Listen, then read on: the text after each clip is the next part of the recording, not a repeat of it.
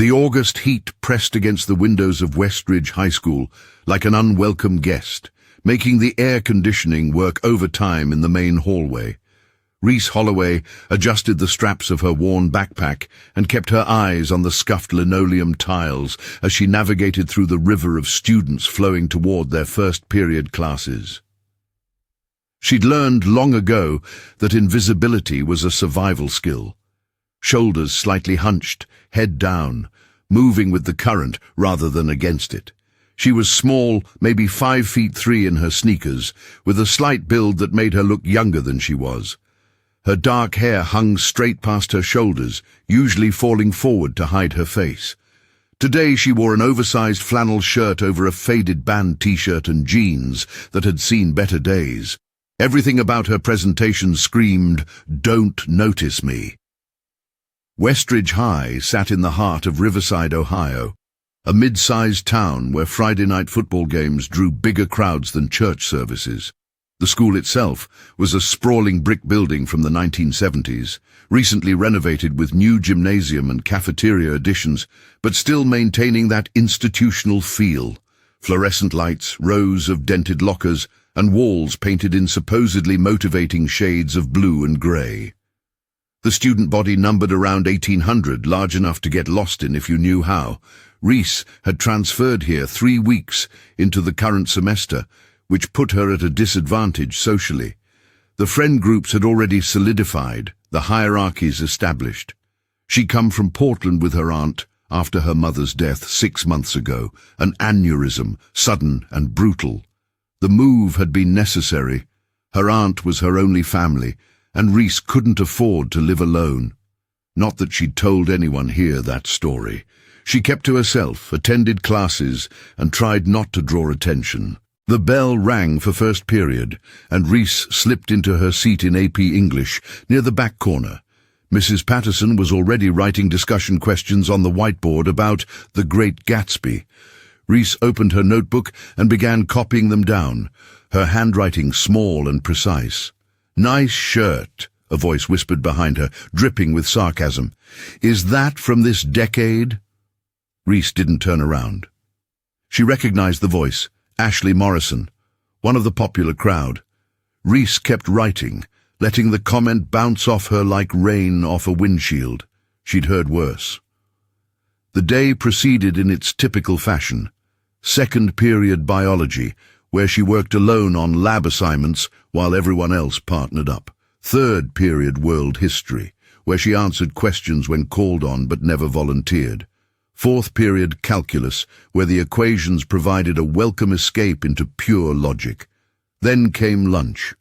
The cafeteria was a battlefield disguised as a dining hall, all social hierarchies on full display. The athletes claimed the center tables, the performing arts kids took over the corner by the stage, the tech students huddled near the vending machines. Reese had mapped it all out in her first week, identifying the safe zones and the danger areas.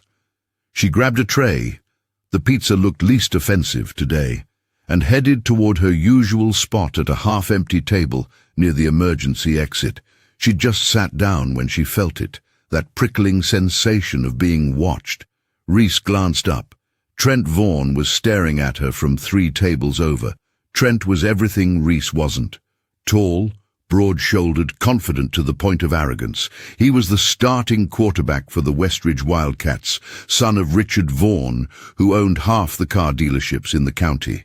Trent had that particular brand of attractiveness that came from good genetics, expensive dental work, and the absolute certainty that the world would arrange itself to his liking. His blonde hair was styled with product, his Letterman jacket worn like armor. Around him sat his usual crew, Brock Ashford, his linebacker best friend with a neck like a tree trunk, and Kyle Dennison, a wiry kid with cruel eyes who seemed to enjoy chaos for its own sake. Reese looked away first, back to her pizza. She'd learned to read danger, and Trent Vaughan registered as a Category 5 hurricane. Best to stay off his radar entirely. She almost made it through the meal unnoticed. Almost. As she stood to leave, carrying her tray toward the disposal area, someone's foot shot out. Reese stumbled, caught herself, but her backpack slipped off one shoulder. Strong hands grabbed it. "Whoa! Careful there," Trent said, his voice loud enough for nearby tables to hear. He held her backpack by one strap, examining it with exaggerated interest. "This thing weighs a ton. What are you carrying, Rox? Can I have it back, please?" Reese kept her voice quiet, neutral. Sure. Trent handed it over, but not before giving her a long, assessing look. "You're new, right? What's your name?" "Reese." "Reese." He repeated it like he was testing how it tasted. "That's different. You don't talk much, do you, Reese?" She didn't answer, just shouldered her backpack and moved past him. Behind her she heard Brock's deep laugh and Kyle's snickering. Her face burned, but she kept walking, dumped her tray, and headed for the library where she'd spend the rest of lunch period. The library was her sanctuary, quiet, organized, with clear rules. Mrs. Chen, the librarian, gave her a welcoming nod as Reese settled into her favorite corner chair with a worn paperback. She tried to focus on the words, but her hands were shaking slightly. That encounter with Trent hadn't been random. He'd noticed her, which meant she was no longer invisible, and being visible was dangerous. Tuesday arrived with grey skies, and a chill that promised fall was coming. Reese navigated the hallways with her usual caution, but she felt eyes tracking her movements now. During the passing period between second and third periods, she was walking past the main trophy case when she heard Trent's voice behind her. "Hey, Ghost Girl!" Reese kept walking. Ghost Girl. Apparently that was her new nickname. "I'm talking to you."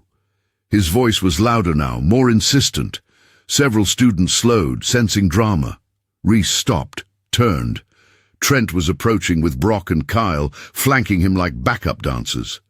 She waited, saying nothing. "You always this rude?" Trent asked, stopping a few feet away. "Someone talks to you, normal people answer." "You called me Ghost Girl," Reese said quietly. "That's not my name." "Oh, she speaks," Kyle grinned. "We thought maybe you were mute or something." "Just shy," Brock added, his tone mockingly gentle. "Right? Just a shy little thing?" Reese looked at Trent, ignoring the others. "What do you want?" The question seemed to surprise him. Most people didn't question Trent Vaughn. They just scrambled to please him or get out of his way. His blue eyes narrowed slightly. "Just being friendly," he said. "This is a friendly school. We like to welcome new students, make them feel included." "I'm fine, thanks." Reese turned to leave. "We're not done talking," Trent said, his voice hardening. Reese looked back at him. "I have class." She walked away, feeling their stares burning into her back. Behind her, she heard Kyle's voice. "Who does she think she is?" The rest of Tuesday passed without incident, but Reese felt the shift. She'd challenged Trent, however mildly, and he wasn't the type to let that go. By Wednesday, she'd confirmed her suspicions. The cafeteria incident happened in full view of at least 200 students. Reese was carrying her tray, spaghetti today, when Brock accidentally bumped into her. The collision was clearly deliberate, and Reese managed to keep hold of the tray, but some of the sauce sloshed onto her shirt. "Oh man, sorry," Brock said, his apology completely insincere. "I didn't see you there. You're so small." Trent and Kyle appeared immediately, as if they'd been waiting nearby. "Dude, watch where you're going," Trent said to Brock, but he was grinning. Then to Reese, "You okay? Need some napkins?" "I'm fine." Reese set her tray down, grabbed some napkins from a nearby dispenser, and dabbed at her shirt. The red stain was spreading. "That's not going to come out," Kyle observed helpfully. "Spaghetti sauce is like permanent." A crowd was forming now, students sensing entertainment. Reese ignored them all, cleaned herself up as best she could, and sat down at an empty table. She ate mechanically, not tasting anything, aware of the whispers and glances. Mr. Rodriguez, the cafeteria monitor, had been standing right there and had done nothing. That was Wednesday's lesson. The adults either didn't see or didn't care. Thursday brought the books. Reese was at her locker between 5th and 6th periods, swapping out her history textbook for her English materials, when someone slammed into the locker next to hers with enough force to make the metal rattle. Her books tumbled to the floor, pages splaying open. "My bad," Kyle said, not looking sorry at all. "Guess I tripped." Reese knelt to gather her materials. Kyle's sneaker came down on her English notebook, smudging dirt across the cover. He lifted his foot slowly, deliberately, maintaining eye contact the whole time. "You should be more careful," he said, "leaving your stuff all over the floor like that." Reese said nothing. She collected her books, stood, and walked away, heading for English class. Her hands wanted to shake, but she kept them steady. Behind her she heard Kyle's laugh, joined by others. They were testing her, seeing how far they could push before she broke. The answer, Reese knew, was very far. She'd been trained to endure much worse than this. Friday afternoon, the parking lot. Westridge High's student parking lot was a sprawling expanse of cracked asphalt where the social hierarchy could be read in the vehicles. Trent's lifted truck with custom rims, the beat-up Hondas and ancient minivans of the scholarship kids, everything in between. Reese didn't have a car. She walked the 1.5 miles to her aunt's apartment, which suited her fine. Walking gave her time to think. She was cutting through the parking lot, taking the path toward the side exit that led to her usual route home, when Trent's truck pulled up alongside her. The engine rumbled aggressively, modified for maximum noise. The passenger window rolled down, and Kyle leaned out. "Need a ride, ghost girl?" "No, thanks." Reese kept walking. The truck crawled along beside her. "Come on, don't be unfriendly. We're going your way." "I like walking." "She likes walking," Trent's voice came from the driver's seat, mocking. "Hear that, guys?" "She likes walking." Brock's laugh boomed from the back seat. "Maybe she's training for something." "You training, ghost girl? Going to run a marathon?" Reese reached the edge of the parking lot and stepped onto the sidewalk. The truck couldn't follow here without driving on the grass. It idled for a moment, engine grumbling. Then Trent revved it once, an aggressive roar, and peeled away, tires squealing. She walked home in the September afternoon heat, her backpack heavy on her shoulders, and let herself think about what was happening. This was a pattern she recognized. The testing phase. They were establishing dominance, seeing if she'd fight back, cry, tell authorities, or just endure. Each day they'd escalate a little more until they found her breaking point. What they didn't know, what nobody here knew, was that Reese didn't break easily. She'd been forged in a much hotter fire than this. The weekend passed in quiet isolation. Reese's aunt, Patricia, worked double shifts at the hospital and was barely home. The apartment was small but clean, a one-bedroom where Reese slept on a pull-out couch in the living room. She didn't mind. After her mother's death, she'd learned to find comfort in small spaces and solitude. Saturday morning she did her homework. Saturday afternoon she went for a run through Riverside's modest downtown, pushing herself hard, letting the physical exertion burn away the week's stress. Saturday evening she made dinner, pasta and salad, and left a plate in the fridge for her aunt. Sunday was harder. Sundays had been her mother's day. Lazy mornings, pancakes, old movies on TV. Now Sundays just felt empty. Reese spent it reading, avoiding social media where she knew she'd find nothing good. She'd seen the looks people gave her at school. She didn't need to see what they were posting online. Sunday night, lying in the dark on her pull-out couch, Reese thought about her mother's last words to her. They'd been in the hospital, Sarah Holloway already fading, knowing she wouldn't make it. "Promise me something, baby," her mother had whispered, her hand weak in Reese's. "Promise me you'll stop fighting. Just live a normal life. No more competitions, no more training. Just be a regular kid, please."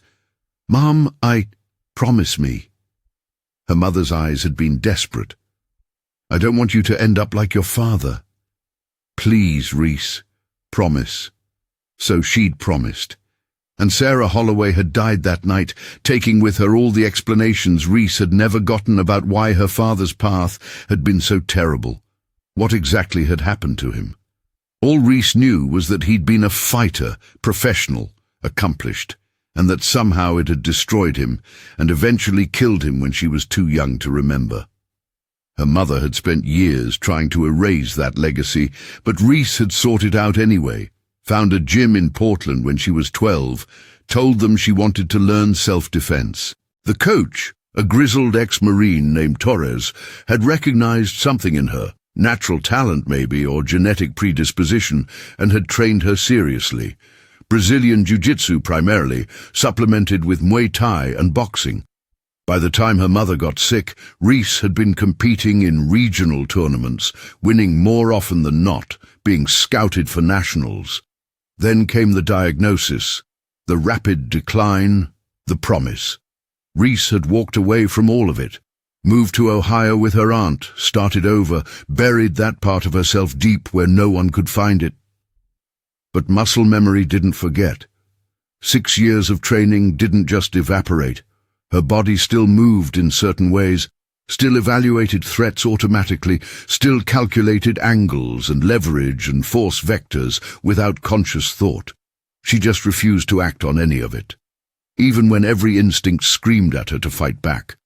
Monday morning, week 2, and the gloves came off. Reese was at her locker before first period when she heard Trent's voice echoing down the hallway. "There's our favorite ghost." She didn't turn around, just continued organizing her books. The hallway was crowded, students arriving, conversations overlapping, locker doors slamming. Plenty of witnesses. "I'm talking to you." Trent's hand appeared on the locker next to hers, slamming it shut with a bang that made nearby students jump. He leaned against it, blocking her path. "You know, it's pretty rude to ignore people." Reese met his eyes. "I heard you. Then answer when someone talks to you." He was standing too close, deliberately invading her space. Brock and Kyle materialized behind him. "We're trying to be friendly, and you act like we're invisible. I just want to get to class." "Class doesn't start for 5 minutes, Kyle chimed in. "What's the rush?" "Yeah, stay and chat," Brock added, his bulk blocking the hallway in the other direction. They had her boxed in now, her back to the lockers, the 3 of them forming a wall. A small crowd was gathering, students slowing to watch. Reese felt her heart rate elevate slightly, but kept her breathing steady. She'd been in tighter spots than this. "Look," she said quietly. "I don't want any trouble." "Trouble?" Trent's eyebrows shot up in exaggerated surprise. "Who said anything about trouble? We're just talking. Unless you think talking is trouble. Do you have something against talking?" "She definitely has something against talking," Kyle said. "She's like the quietest person in school. Maybe she's a mute. You mute ghost girl?" "Her name's Reese," someone in the crowd said, a girl's voice Reese didn't recognize. "Shut up, Jenna," Brock said without turning around. Trent was still staring at Reese, his expression hardening. "What's your problem with us?" "We've been nothing but nice to you." The accusation was so absurd that Reese almost laughed, but she caught herself. Laughing would escalate this. Instead, she said, "You haven't been nice. But it doesn't matter. Can I please just go to class?" "Not until you tell me what your problem is." Trent's voice had dropped lower, more threatening. "You walk around here like you're too good to talk to anyone, like we're beneath you or something. That's pretty arrogant for someone who looks like they shop at Goodwill." A few people in the crowd snickered. Reese felt her face heat up, but kept her expression neutral. "I don't think I'm better than anyone. I just want to be left alone."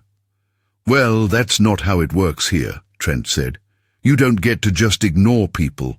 Especially not people who are trying to be friendly." He reached out and flicked her shoulder, not hard, but dismissively. "So, maybe adjust that attitude, yeah?" The warning bell rang. The crowd began to disperse, disappointed that nothing more dramatic had happened. Trent stepped back, his point made, and walked away with his friends. Reese watched them go, forcing her hands to unclench.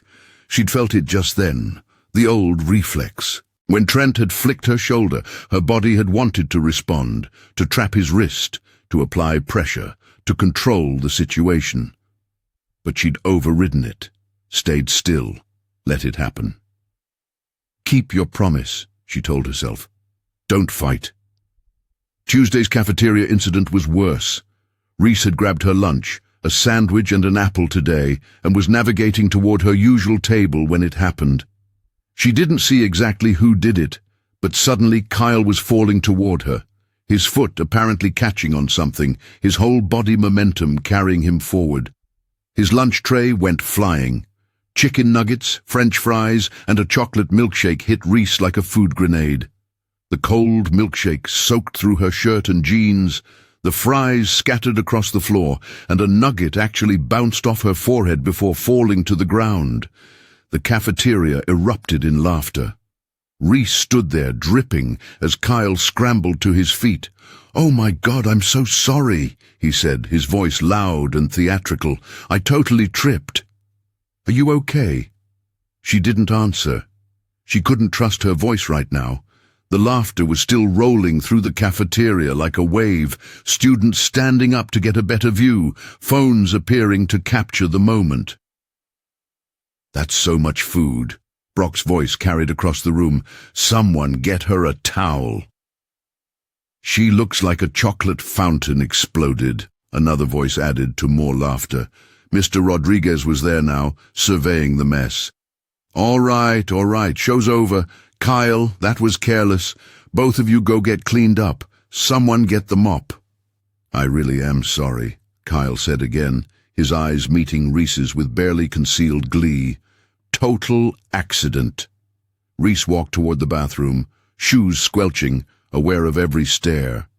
In the hallway outside the cafeteria, she heard footsteps behind her. She turned to find Trent leaning against the wall, arms crossed, watching her with that assessing look. "That was unfortunate," he said. "Kyle's always been clumsy." Reese stared at him, saying nothing. "You know what your problem is?" Trent pushed off the wall, walking closer. "You don't know how things work here. This school has an order to it. People have their places. And you're trying to exist outside of that, like you're special somehow, like you don't have to play by the rules."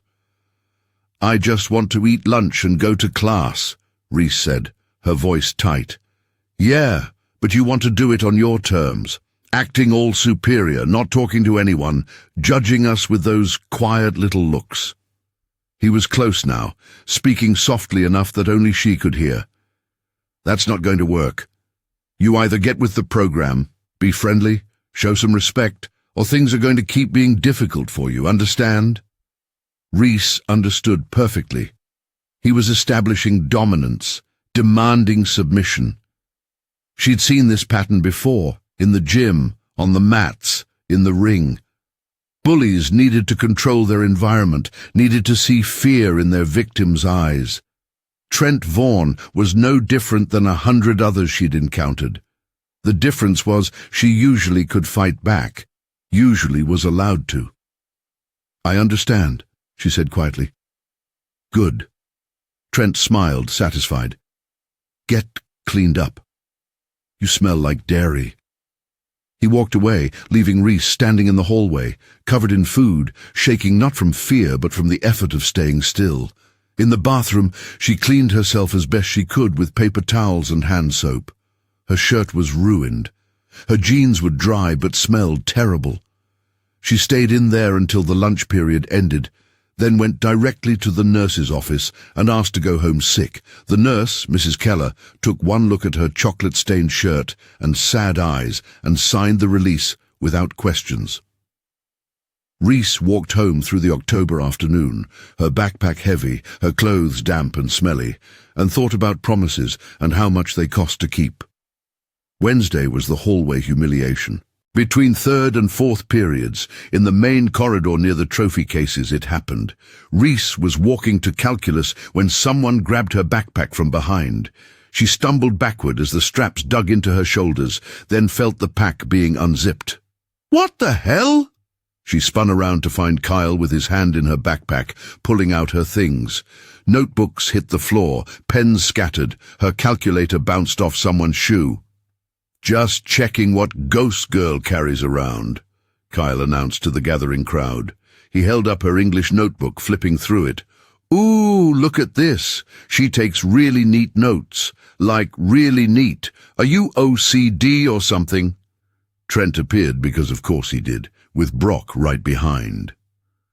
"Kyle, what are you doing?" "That's her stuff." "Just looking," Kyle said, but he was grinning. He found something tucked in the back of the notebook. A photo. Reese's heart dropped. "Is this your mum?" Kyle held up the picture. Sarah Holloway at the beach, smiling at the camera, taken maybe a year before she got sick. "She's pretty. Where is she? Does she know her daughter's a total weirdo?"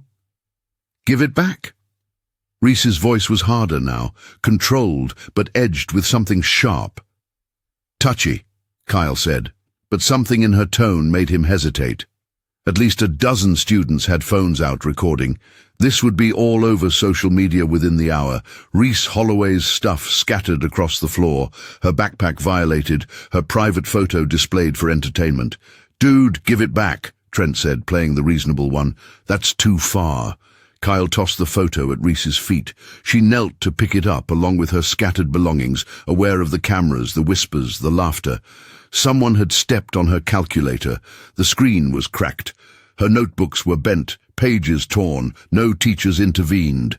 They were all in classrooms, doors closed, ignoring the commotion in the halls between periods. Reese gathered everything, stuffed it back in her backpack, and walked to calculus with her head up. She refused to let them see her cry. She refused to give them that. But in calculus, staring at equations she couldn't focus on, she felt something shifting inside her. The calm she'd maintained was cracking at the edges. That night, she found herself on social media despite her better judgment. The videos were everywhere. Ghost Girl trending locally, comments ranging from sympathetic to cruel. Most were cruel. Who even is she? Why doesn't she fight back, LOL? She looks like she's about to cry. Someone should help her. Nah, she's weird anyway. Trent and Kyle are hilarious. This is bullying, though. She could just leave if she doesn't like it. Reese closed the apps, set her phone aside, and stared at the ceiling. How many more weeks could she endure this? How long before she broke her promise? Thursday brought the locker vandalism. Reese arrived at school to find her locker door covered in stickers and marker. Ghost Girl was written in huge letters across the front. Crude drawings decorated the surface, a stick figure with a rain cloud over its head. The words, friendless freak, and worse things she didn't want to read closely. She stood there for a long moment, backpack over one shoulder, staring at the defacement. Other students passed by, some glancing, some stopping to look, none offering to help. Reese went to the main office and reported it. The secretary, Mrs. Patterson, sighed like this was a personal inconvenience. "Do you know who did it?" "No." "Well, we can't punish anyone without proof. I'll send maintenance to clean it." Mrs. Patterson made a note, clearly ready to move on. "Try not to antagonize the other students." "I haven't antagonized anyone." Teenagers can be territorial about social dynamics. Maybe try being friendlier, join a club or something. Reese left the office before she said something she'd regret. The advice was useless. This wasn't about her being unfriendly. This was about Trent Vaughan establishing dominance, and everyone else either cheering him on or looking the other way. She went to class with her locker still vandalized. It stayed that way until lunch, when maintenance finally got around to cleaning it. The marker came off mostly, but the metal was scratched where someone had keyed freak into the surface. Friday afternoon, parking lot, round 2. Reese was walking home, as always, when Trent's truck appeared again. This time, it didn't drive alongside her. It pulled directly into her path, forcing her to stop. All three of them got out, Trent, Brock, and Kyle. "We need to have a serious talk," Trent said, walking toward her. They were at the edge of the parking lot where the security cameras didn't quite reach. Reese knew because she'd mapped them her first week. "I have nothing to say to you." "That's your problem right there," Trent said, stopping a few feet away. "You never have anything to say. You walk around like you're above everyone, like we're not worth your time. That's disrespectful." "I'm not above anyone. I just want to be left alone." "You've said that before," Kyle chimed in, "but that's not how it works. You're part of this school. You don't get to just opt out." Brock cracked his knuckles, a deliberate intimidation gesture.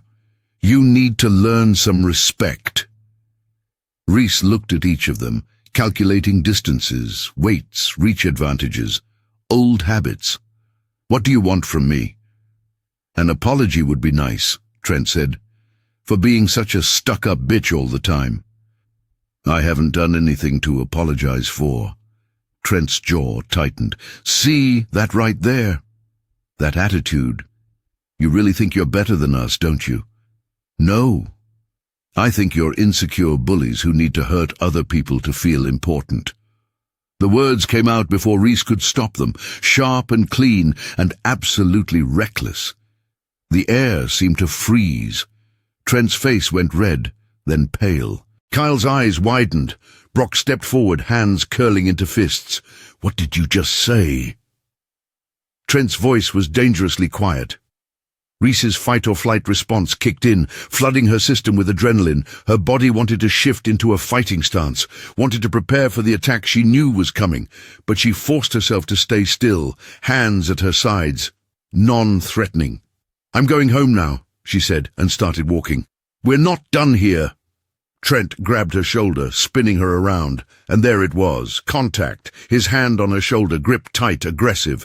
Every instinct Reese had screamed at her to respond, to use the leverage, to break the grip and put him on the ground where he belonged. But she'd made a promise. "Let go," she said quietly. "Or what?" Trent's face was close to hers now, his breath hot. "What are you going to do, ghost girl?" Reese looked at his hand on her shoulder, then back at his face. "Nothing," she said, "because I'm not like you." She twisted away from his grip, not a trained technique, just an awkward shrug, and walked quickly toward the sidewalk. Behind her, she heard Kyle. "Dude, let her go. Coach will kill us if we get suspended before the game." Reese didn't look back. She walked the mile-and-a-half home with her heart pounding, hands shaking, mind racing. She'd almost broken. When he grabbed her, her body had been ready to move, to fight, to win. It would have been so easy, but her mother's face had flashed in her mind, pale in that hospital bed pleading, and Reese had chosen the harder path. She just didn't know how much longer she could keep choosing it. The weekend was long and lonely. Reese ran harder, pushed herself until her muscles burned and her lungs ached, trying to exhaust the restless energy that kept building inside her. She did homework, read, avoided social media, and thought too much. Sunday evening, her aunt actually had a night off and made dinner. Patricia Holloway was in her late 40s, a nurse who'd seen too much but somehow maintained her kindness. She served spaghetti and garlic bread and studied Reese across the small kitchen table. "You're quieter than usual," Patricia said. "How's school?" "Fine." "Reese, it's fine, really. Just adjusting." Patricia's eyes, the same shade of brown as Reese's mother's had been, were too perceptive. "You know you can talk to me if something's wrong." "I know." Reese managed a smile. "I'm okay. Just miss Mom sometimes." That was true enough to be believable. Patricia reached across the table and squeezed her hand. "Me too, honey. Me too." They ate in companionable silence, and Reese felt grateful for her aunt's restraint. Patricia didn't push, didn't pry, just offered presence and support. It was enough. Monday morning, week 3, and the campaign went digital. Reese saw it as soon as she checked her phone before school, a fake Instagram account using her name and a distorted photo of her face. The bio read, "Friendless freak who thinks she's special. Ghost girl, Westridge loser." The account had posted throughout the weekend, edited photos of Reese with mocking captions, screenshots of her schedule with commentary about how she had no friends in any of her classes, a poll asking, "Why does Ghost Girl think she's too good for everyone?" The account already had 300 followers, a quarter of the school. Reese reported it, knowing it wouldn't matter. Fake accounts were easy to make and hard to trace. She went to school carrying the knowledge that her humiliation was now permanently digital, accessible to anyone, shareable across platforms. The hallways felt different that morning. More eyes, more whispers, more phones pointed in her direction. The account had made her official school entertainment. "Hey, I saw your Insta," some guy she'd never spoken to said as she walked past. "Pretty harsh, man." Reese kept walking. Tuesday brought the rumors. They started subtly, whispered in bathrooms and between classes, but by lunch they'd crystallized into multiple contradictory stories, all designed to damage her reputation. Reese was a drug dealer.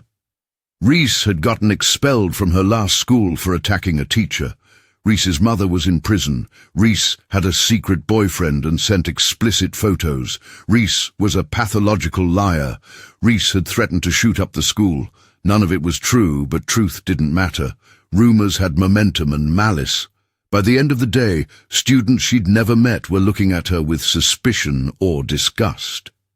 Ms. Harper, her English teacher, pulled her aside after class. "Reese, I'm hearing some concerning things. If you're having issues, you need to speak with the counselor." "What issues?" "Well, Ms. Harper looked uncomfortable. "There are stories going around about you, and I just want you to know that if you're dealing with something, there are resources." "The stories aren't true."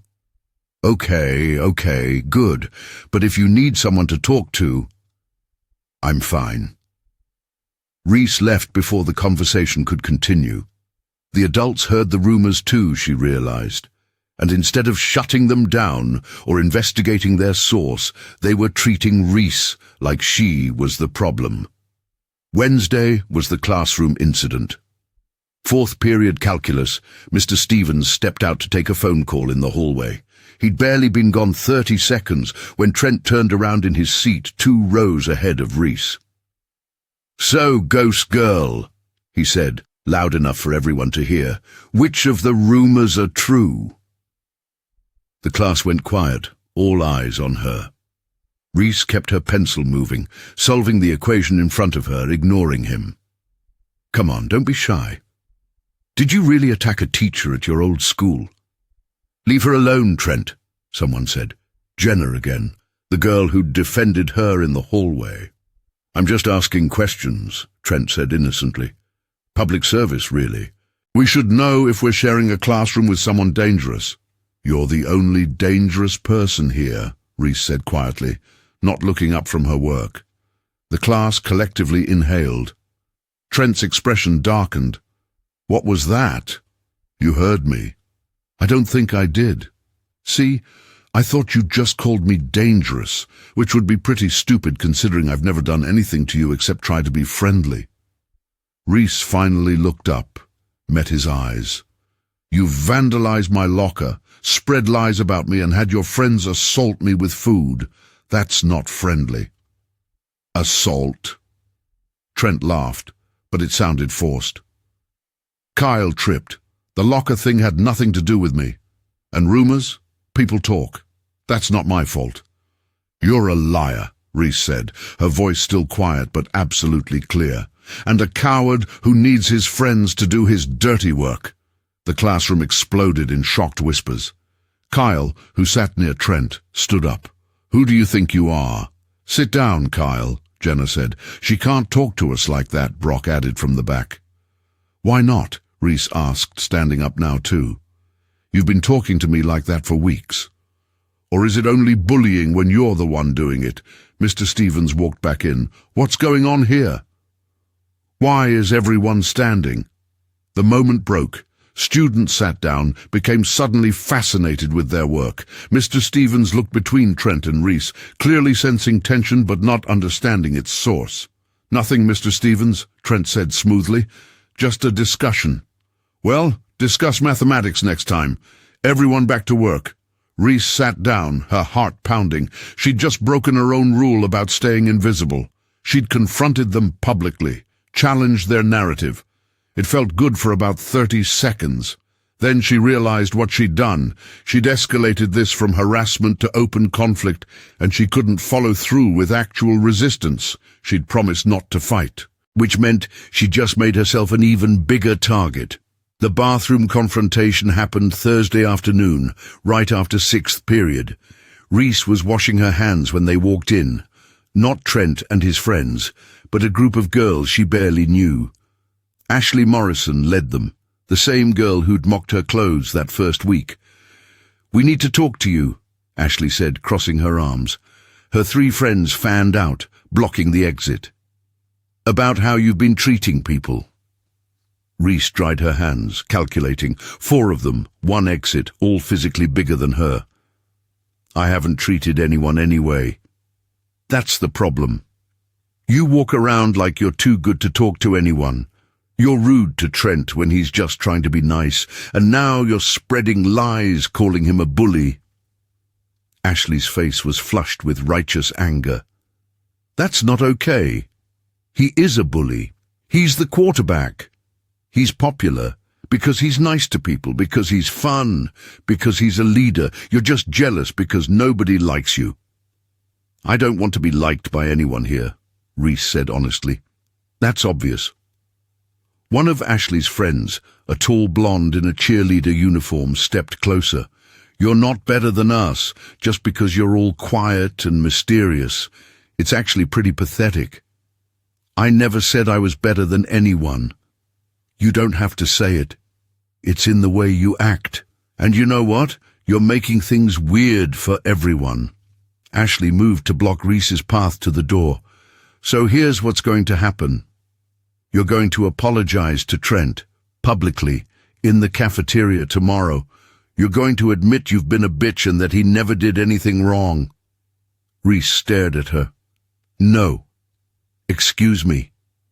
I'm not apologizing for things I didn't do. And I'm definitely not lying to protect him." Ashley's face went red. "You think you have a choice?" "Yes. You really don't. Either you apologize, or things are going to get much worse for you.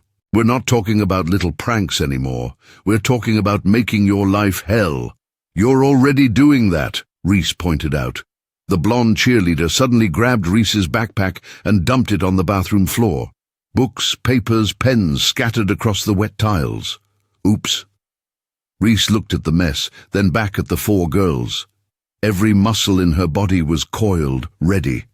She could end this confrontation in about 15 seconds, sweep the cheerleader's legs, control Ashley's wrist as she reached out, pivot to address the other 2 before they even understood what was happening. But she'd made a promise. "You're going to clean that up," Ashley demanded, "on your knees. Right now." Reese bent down and started gathering her things, not because Ashley told her to, but because she needed her materials for homework. The indignity of it burned, but not as much as breaking her promise would. "That's right," Ashley said, satisfaction in her voice. "That's where you belong. In the dirt." Reese finished collecting her scattered belongings and stood.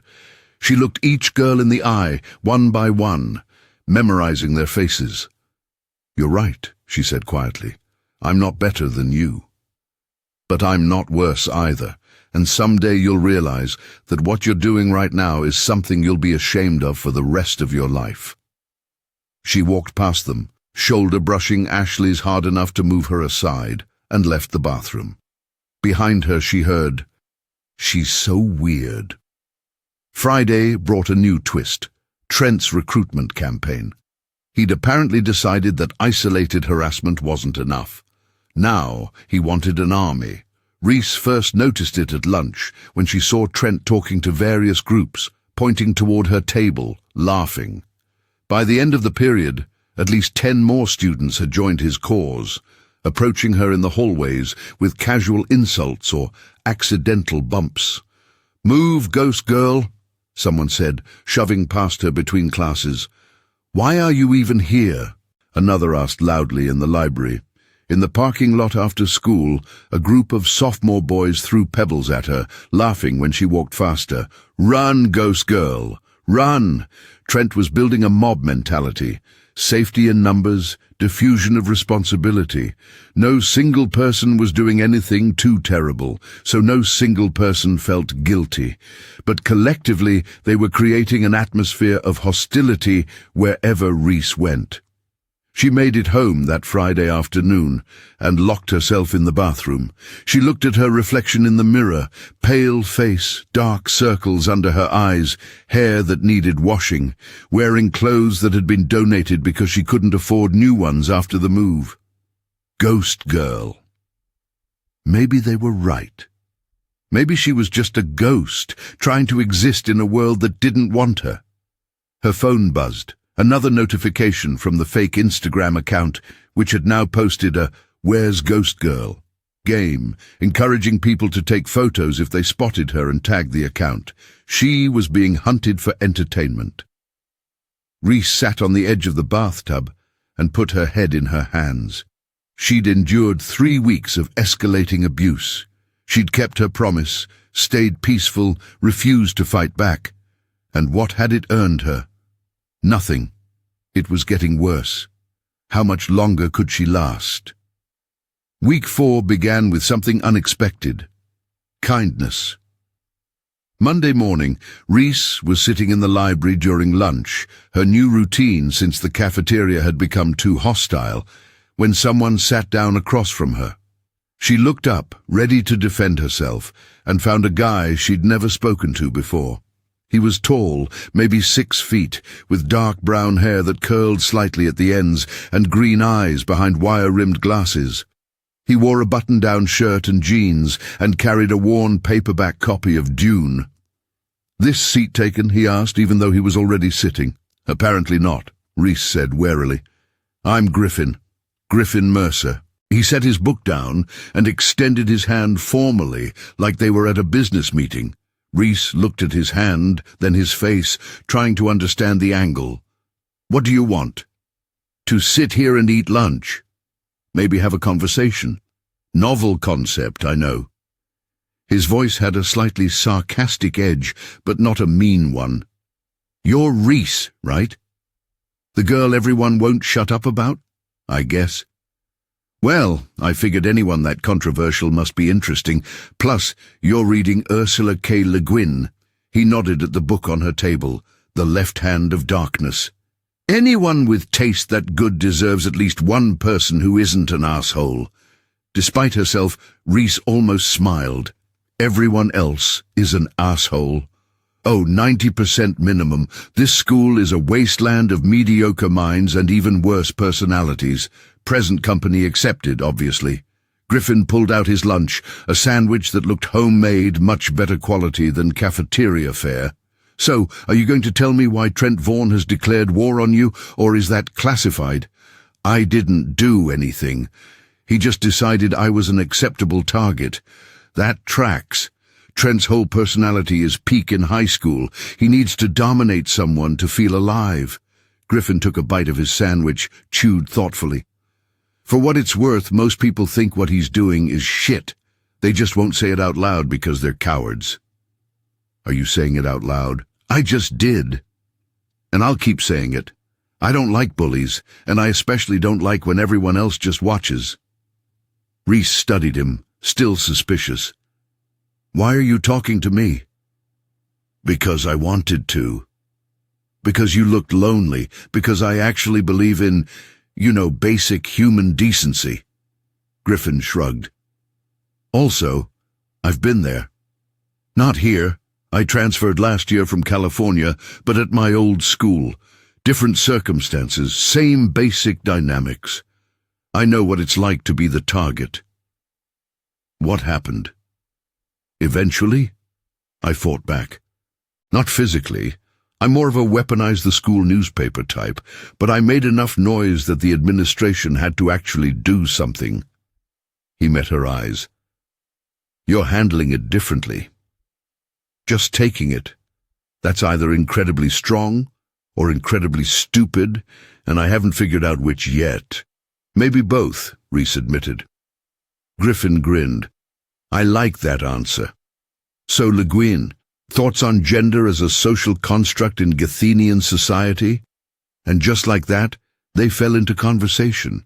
It was surreal. Reese hadn't had a real conversation with anyone since arriving in Ohio. They talked about books, about science fiction world building, about the differences between California and Ohio. Griffin was smart, quick-witted, and genuinely seemed to enjoy talking to her. The lunch period ended too quickly. Same time tomorrow? Griffin asked as they packed up their things. You sure you want to be seen with the school pariah? Absolutely positive. Besides, the library has better lighting than the cafeteria. Much more flattering for my complexion. He waved and headed toward his next class, leaving Reese standing there, slightly stunned. Tuesday, Griffin sat with her again. This time he brought interesting questions about a book he was reading, and they debated character motivations and plot structure. Other students passing through the library stared, whispered, but Griffin seemed oblivious or didn't care. You don't worry about what people think, Reese asked. I worried a lot at my old school. It didn't help. So here I've decided to just be myself and let everyone else figure out if they can handle it. He leaned back in his chair, balancing on two legs. Besides, I'm planning to get out of Ohio the second I graduate. None of this will matter in 2 years. 2 years is a long time. True, but it's also finite. That helps. Wednesday, Griffin didn't just sit with her in the library. He appeared at her locker between periods, leaning against the wall, like they'd been friends forever. So I was thinking, he said, you should come to the sci-fi club meeting on Thursday. It's mostly freshmen and sophomores who are terrified of me, which makes me the de facto leader. We could use someone with actual good taste. I don't do clubs. Right? Because you're maintaining your mysterious loner persona. But consider, clubs meet after school, which means less time in hallways where people can bother you. Plus, we have snacks. Good snacks. I bring them myself because I don't trust anyone else's taste. Reese found herself actually considering it. What do you talk about? Whatever we want. Last week we argued about whether Blade Runner is actually about what it means to be human or just about cool robots. This week we're supposed to discuss the new Foundation series, but honestly, I'm planning to hijack it and talk about Octavia Butler instead. I like Butler. Of course you do. You have excellent taste. That's settled then. Thursday, 3:30, room 214. Before Reese could argue further, the bell rang and Griffin was gone, leaving her standing at her locker, slightly bewildered by his confidence that she'd show up. Thursday afternoon, against her better judgment, Reese went to room 214. The sci-fi club consisted of 7 members, 5 freshmen, 1 sophomore, and now Griffin and Reese. They were all surprised to see her. Not hostile, just surprised. Griffin introduced her simply as Reese, who has read more Butler than all of you combined. And that was that. They spent an hour discussing Kindred, debating time travel mechanics, and the book's approach to historical trauma. Reese found herself talking more than she had in weeks, her guard slowly dropping as the conversation flowed. These kids were enthusiastic and genuine, interested in ideas rather than social hierarchies. When the meeting ended, one of the freshmen, a kid named Marcus with braces and a Star Trek shirt, approached her hesitantly. Hey, I just wanted to say, I think what's happening to you sucks. With Trent and everyone. It's not fair. Reese didn't know how to respond to direct sympathy. Thanks. If you ever want to eat lunch with us, you can. We sit in Mr. Patterson's room because the cafeteria is loud. You'd be welcome. The offer was so sincere it made her chest tight. I'll think about it. Griffin walked her to the parking lot afterward. See? Not everyone here is terrible. You're right. Just 90%. He laughed. You made a joke. I'm marking this day in my calendar. As they reached the exit, they both saw it. Trent's truck idling in the parking lot, 3 figures visible inside. Trent was watching them through the windshield. That's not ominous at all, Griffin said dryly. Want me to walk with you? I'll be fine. You sure? Because I have my black belt in sarcasm, and I'm not afraid to use it. Despite the tension, Reese smiled. I'm sure. All right, but text me when you get home. I'm assuming we're exchanging numbers now since we're basically best friends. They traded phones and added each other's contacts. Griffin headed toward the student parking area where his beat-up Honda waited, and Reese began her walk home. Trent's truck didn't follow her this time, but she felt eyes tracking her progress until she left school property, and she knew this new development, her friendship with Griffin, hadn't gone unnoticed. Friday confirmed her suspicions. Griffin was at his locker before first period when Kyle and Brock approached him. Reese was down the hall and saw the whole thing. Hey, Mercer, Kyle said, too friendly. Heard you've been hanging out with Ghost Girl. Griffin didn't look up from organizing his books. If you mean Reese, yeah, we have similar taste in literature. That's cool. Just wanted to give you some friendly advice. She's bad news. Lots of drama follows her around. Funny, from where I'm standing, the drama seems to be following you around. Griffin closed his locker and faced them. You and your friends are the ones making her life difficult, not the other way around. Brock stepped closer, using his size advantage. Watch your mouth, California. You don't know how things work here. I know enough to recognize basic bullying behavior when I see it. Griffin didn't back down, which surprised everyone watching. And I know enough to recognize cowardice. 3 of you harassing one girl who's done nothing wrong? Pretty pathetic. Kyle's face went red. You don't know what you're talking about. Don't I? Because from where I'm standing, it looks like Trent Vaughn is so insecure about his own mediocrity that he needs to tear down someone who never challenged him. And you two are such pathetic sycophants that you'll do his dirty work for him. Griffin adjusted his glasses, his voice casual despite the tension. Did I miss anything? The hallway had gone quiet, students sensing confrontation. Reese's heart rate spiked. Griffin was brilliant and brave, but he'd just painted a target on his own back. You're making a mistake, Brock said quietly. Probably. I make lots of them, but at least I can look at myself in the mirror. Griffin picked up his backpack. We done here? I have AP lit. He walked away, leaving Kyle and Brock standing there, stunned.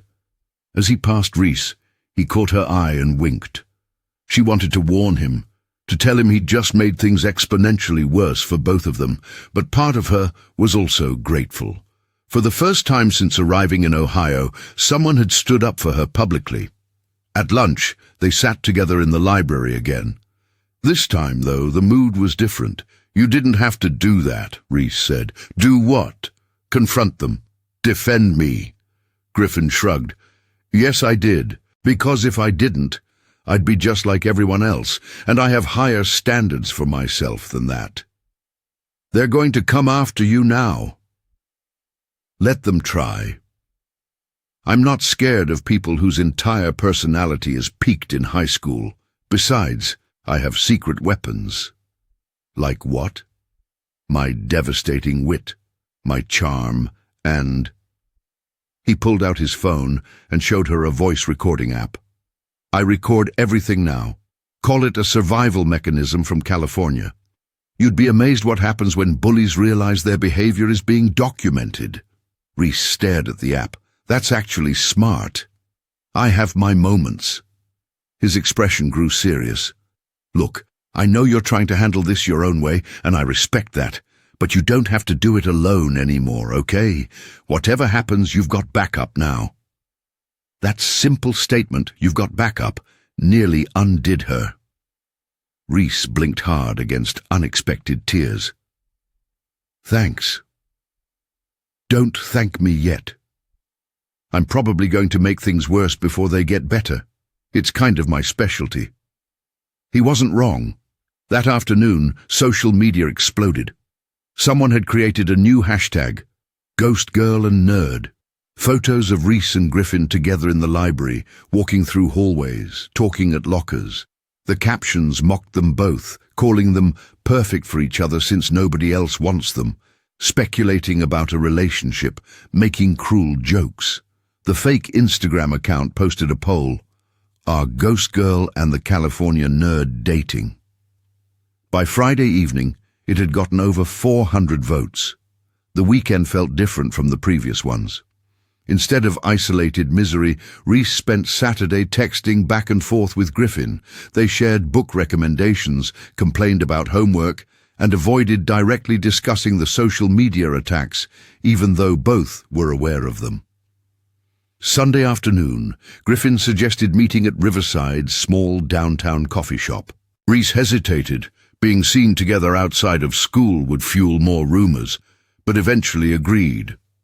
The coffee shop was called Been There, Done That, and it was exactly the kind of quirky local business you'd expect in a small Midwestern town. Reese arrived first, ordering a simple black coffee and sitting in a corner booth where she could see the entrance. Griffin showed up 10 minutes later, hair windswept, carrying a backpack that looked like it weighed 30 pounds.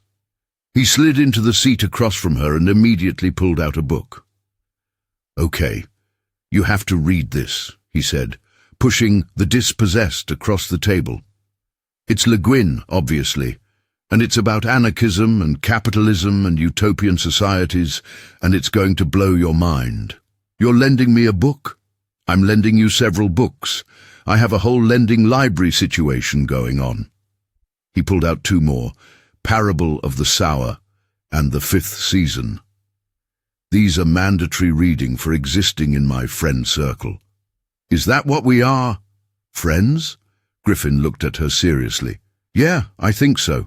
Unless you don't want to be, in which case I'll return to my cave and commune with my books alone. No, Reese touched the stack of books. Friends is good. They spent 2 hours in that coffee shop, talking about everything and nothing.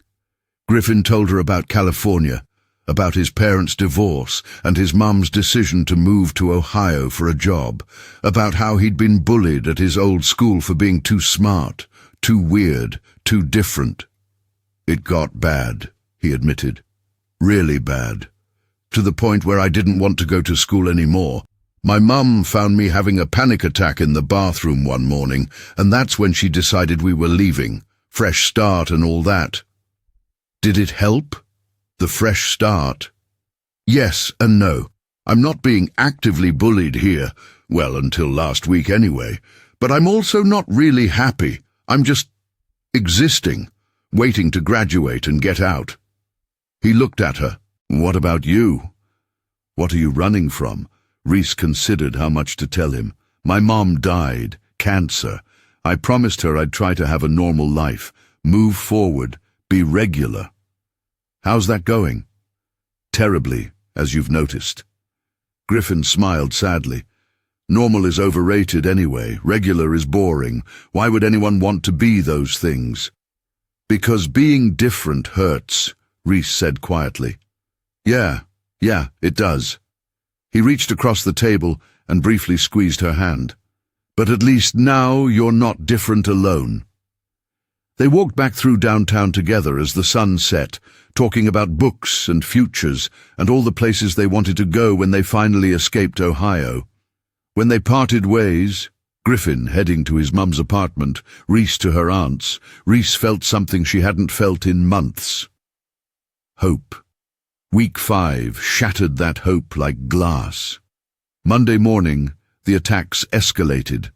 Someone had edited photos of Reese and Griffin into romantic scenarios, badly photoshopped images of them kissing, holding hands, even one that implied something more explicit. The images spread through social media like wildfire.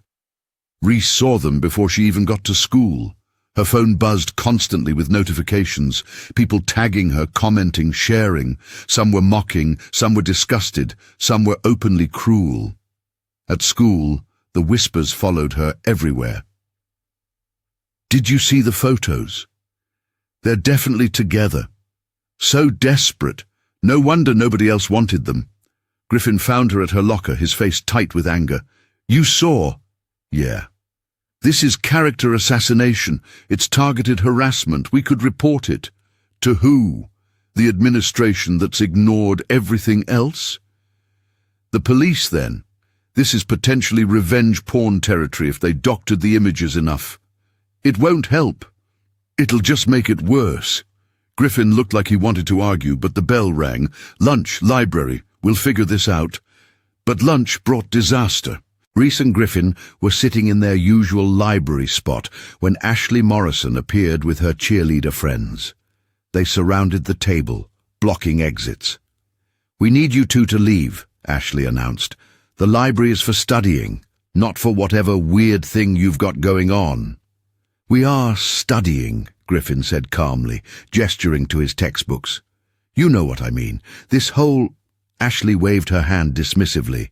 "Friendship or relationship or whatever. It's making everyone uncomfortable. You need to take it somewhere else." "The library is a public space," Reese said quietly. "Not anymore. We've decided you're not welcome here." "You decided?" Griffin's voice dripped with sarcasm. "I didn't realize the cheer squad had jurisdiction over library access." "That's fascinating. Tell me, did you have to pass a constitutional law exam, or did the tyranny just come naturally?" Ashley's face flushed. "Don't be a smart ass. I am smart, and I am an ass. It's my defining characteristic. Now, if you'll excuse us..." One of Ashley's friends, the tall blonde from the bathroom incident, grabbed Griffin's textbook and threw it across the library. It hit a bookshelf with a loud bang, pages fluttering. "Oops," she said. Griffin stood up slowly. "You're going to regret that." "Oh yeah? What are you going to do, nerd?" "Document it." Griffin pulled out his phone and took a photo of all of them. "Say cheese. This is going in my harassment evidence folder." The blonde grabbed for his phone, but Griffin was quicker, pulling it back. The movement caused her to stumble forward, and suddenly Ashley was screaming, "He pushed Morgan!" Everyone saw it. He assaulted her. "That's a lie, and you know it," Reese said, standing now too. Mrs. Chen, the librarian, finally emerged from her office. "What's going on here?" "Griffin pushed Morgan," Ashley said immediately. "We came over to ask them to be quiet, and he got violent." "That's completely false," Griffin protested. "She grabbed for my phone and tripped herself." "I saw him push her," one of Ashley's other friends said. "It was aggressive." "So did I," Ashley confirmed. Mrs. Chen looked overwhelmed. "Everyone to the principal's office. Now." The next 2 hours were a nightmare. Principal Stevens, a balding man in his 50s who seemed perpetually exhausted, listened to both versions of events. Ashley and her friends stuck to their story. Griffin had been aggressive, had pushed Morgan, had threatened them. Griffin maintained his innocence, explained about the phone grab, offered to show his harassment documentation. "I don't think photos taken without consent are going to help your case," Principal Stevens said wearily. "But lying about assault is okay." Griffin's voice rose. "They're making this up." "Mr. Mercer, calm down. I'm trying to understand what happened." Reese spoke up. "They're targeting us. They've been targeting me for weeks, and now they're targeting Griffin because he's my friend. This is orchestrated harassment." Principal Stevens pinched the bridge of his nose.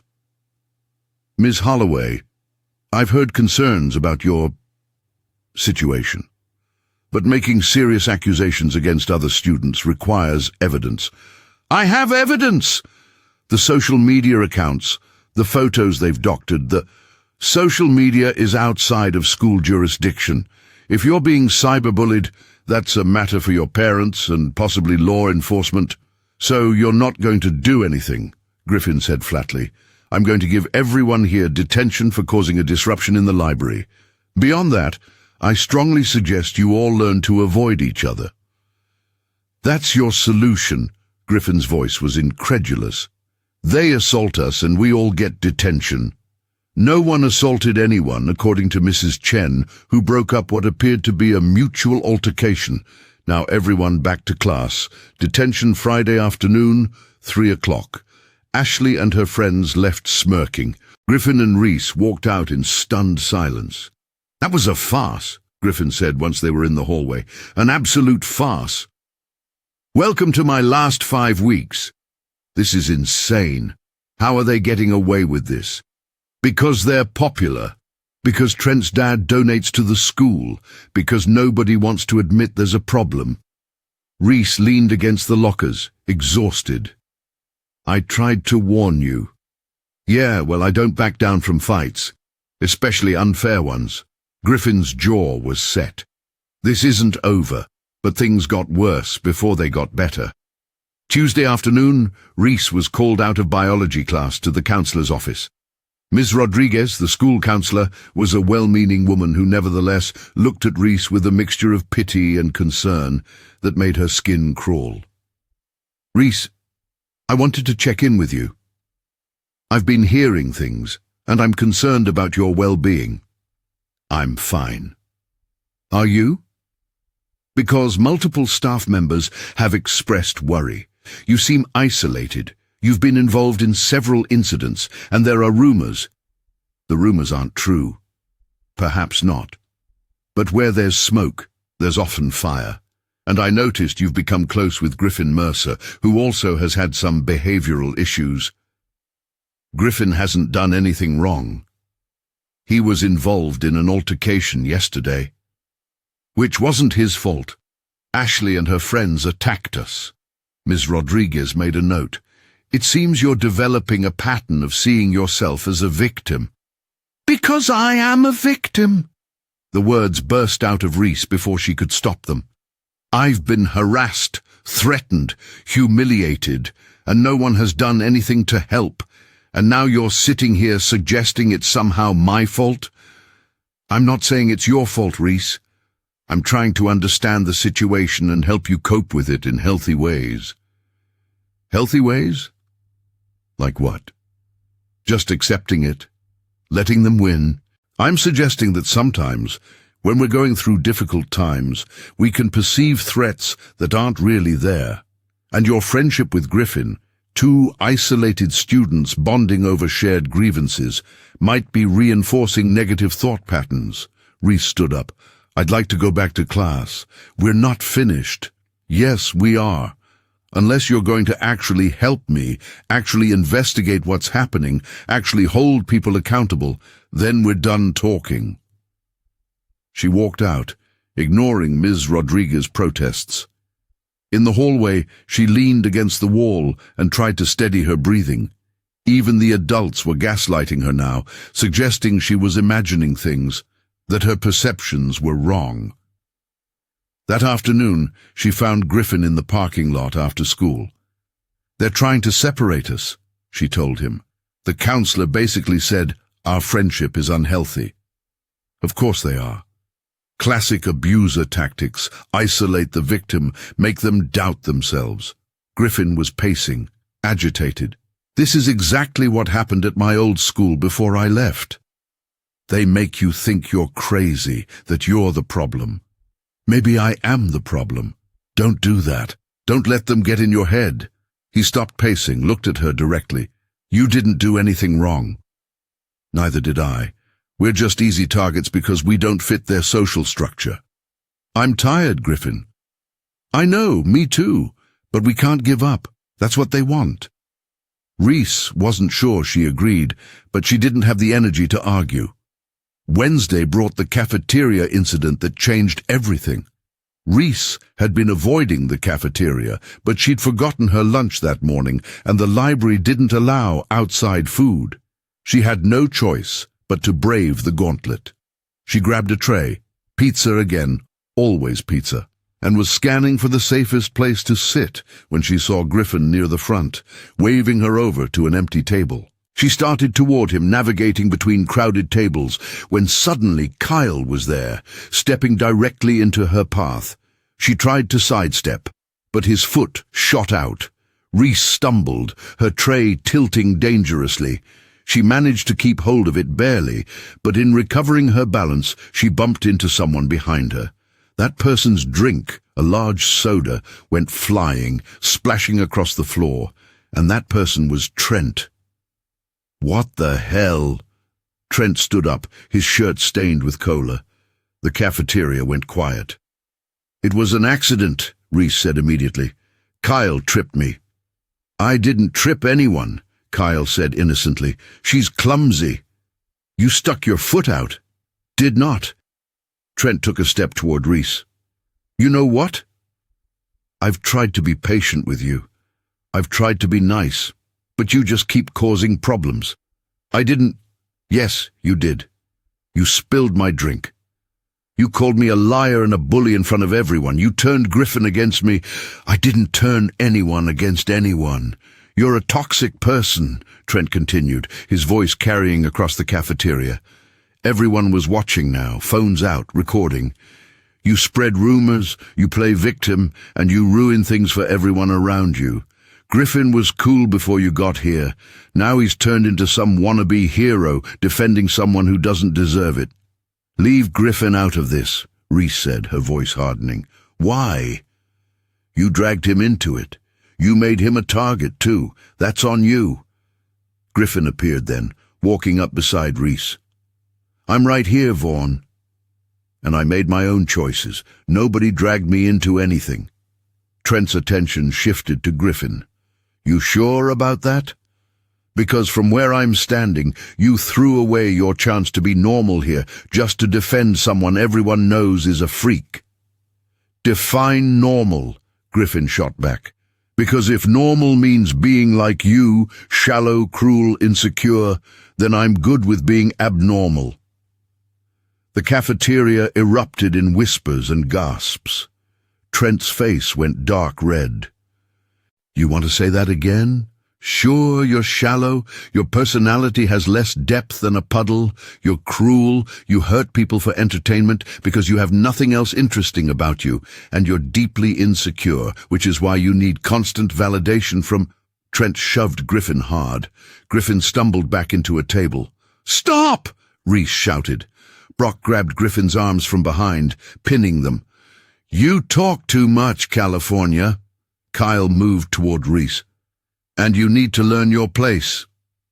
It happened fast then. Kyle reached for Reese's lunch tray, clearly intending to dump it on her head. Reese dropped the tray herself, better to control where it landed, and stepped back.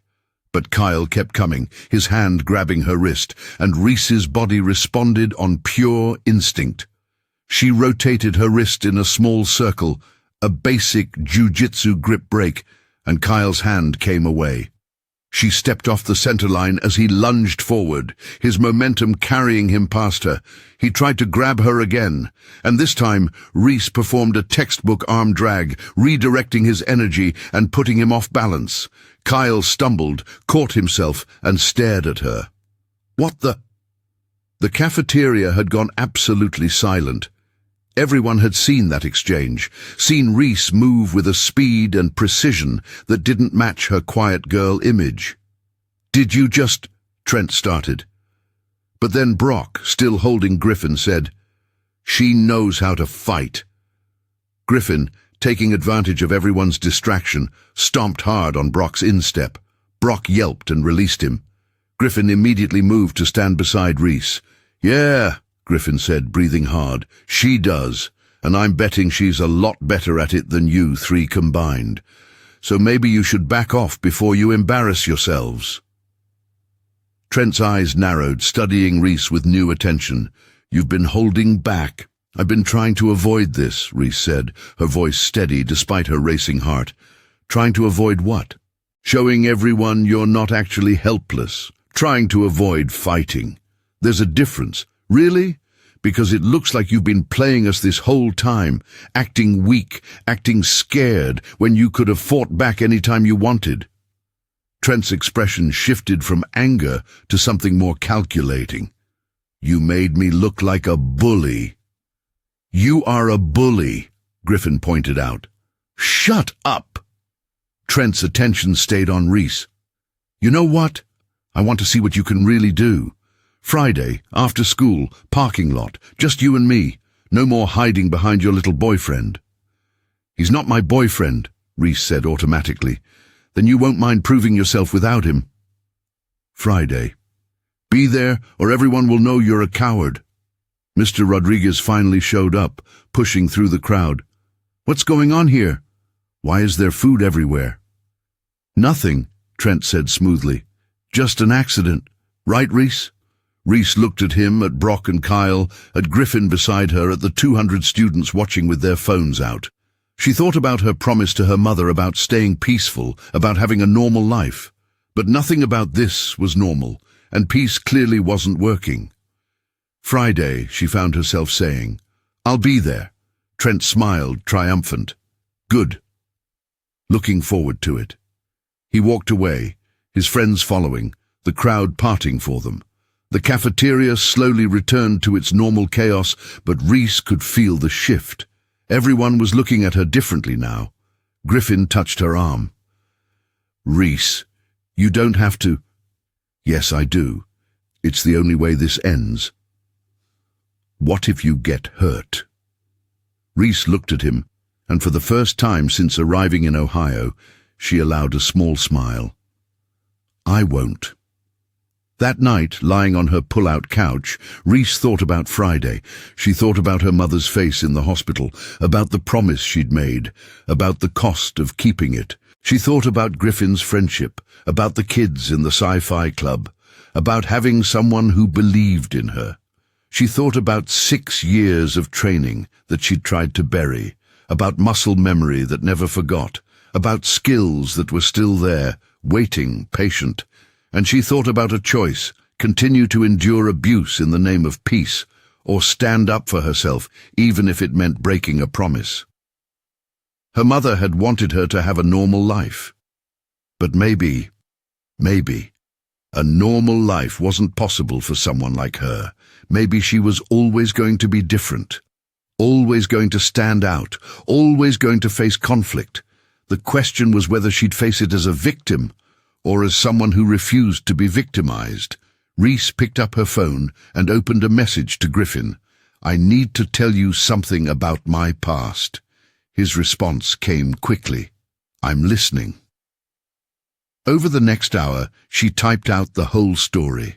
About her father, about her mother's fear, about the training she'd sought out, about the competitions she'd won, about the promise she'd made and why she'd kept it, even when it hurt.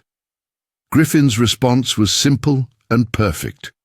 "Whatever you decide to do Friday, I've got your back." Reese closed her phone and stared at the ceiling. Her mother had been afraid she'd end up like her father, consumed by violence, destroyed by fighting. But maybe her mother had been wrong. Maybe fighting and violence weren't the same thing. Maybe you could be strong without being cruel, could defend yourself without becoming an aggressor. Maybe you could break a promise for the right reasons and still honor the spirit of it. Thursday morning, word had spread. Everyone knew about Friday's confrontation. The hallways buzzed with speculation and excitement. Would Reese actually show up? Was Trent going to destroy her? Had anyone seen her move in the cafeteria? Reese walked through it all with her head up, feeling different somehow. She wasn't hiding anymore. She wasn't trying to be invisible. She was just present, solid, real. Ashley and her friends glared at her in the hallways but kept their distance. Kyle and Brock followed her with their eyes but didn't approach. Even Trent seemed to be giving her space, confident that Friday would put everything back in its proper order. During calculus, Griffin passed her a note. "You sure about this?" She wrote back, "No, but I'm doing it anyway." His response, "That's the definition of courage." At lunch they sat in the library one last time before everything changed. Other students kept walking past, stealing glances, whispering. Reese and Griffin ignored them, talking about books and possibilities and futures. "When this is over," Griffin said, "win or lose, at least you won't be invisible anymore." "I don't want to be famous for fighting." "Then be famous for not backing down, for standing up when everyone expected you to fold, for showing that quiet doesn't mean weak." He leaned forward. "You're going to teach them something tomorrow, about assumptions and underestimation and the difference between peaceful and helpless. What if I go too far? What if I hurt him badly? Then you hurt him. He's been hurting you for weeks. That's called consequences." Griffin's voice softened. "But I don't think you will. Because that's not who you are. You're not your father, Reese. You're someone who fights when necessary but doesn't need to dominate. That's different." After school, Reese went home and changed into workout clothes. She hadn't trained seriously in 6 months, but her body remembered. She went for a run, pushed herself hard, felt the familiar burn of exertion.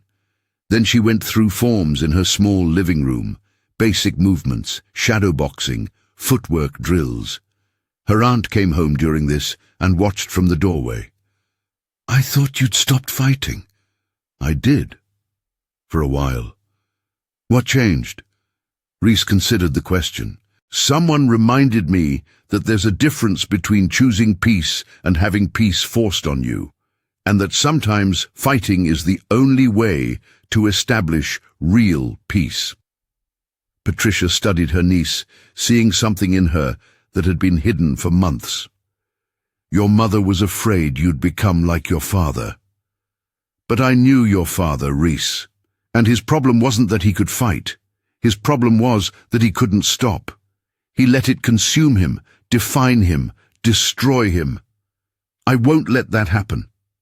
"No," Patricia said slowly. "I don't think you will." "You're too much like your mother for that." She was gentle, but she was also strong, really strong, stronger than your father ever was. She paused. "Do what you need to do tomorrow. Just come home safe." "I will." That night, Reese slept better than she had in weeks. No anxiety, no dread, just calm acceptance of what was coming. Friday arrived with clear skies and cool autumn air. The school day passed in a blur of anticipation. Students whispered in every class, excitement building. Teachers seemed oblivious, or perhaps they simply didn't care enough to intervene. By lunch, the entire school knew where and when. Parking lot 3:30 right after final bell. Griffin sat with Reese in the library one last time. "This is it. This is it. You ready?" Reese thought about her father, about her mother, about promises kept and broken and reinterpreted. She thought about 6 years of training, about muscle memory and technique and control. She thought about endurance and dignity and knowing when to finally stand up. "Yeah," she said. "I'm ready." The final bell rang at 3:20. By 3:25, the parking lot was filling with students. Word had spread beyond Westridge. Kids from other schools were showing up, drawn by social media posts and texts. By 3:30, at least 300 people had gathered in a large circle, phones out, recording. Trent stood in the center, flanked by Brock and Kyle. He'd taken off his Letterman jacket, rolled up his sleeves. He looked confident, ready, certain of victory. Reese walked through the crowd alone. Griffin had wanted to come with her, but she'd asked him to stay back. This needed to be just her. She entered the circle and stopped about 10 feet from Trent. She was wearing jeans and a plain t-shirt, her hair pulled back in a ponytail. She looked small next to him, unimposing, almost fragile. "You actually showed up," Trent said, sounding surprised. "I said I would. Last chance to back out. Admit you've been causing problems, apologize, and this ends here." "No." Trent's jaw tightened. "Your funeral.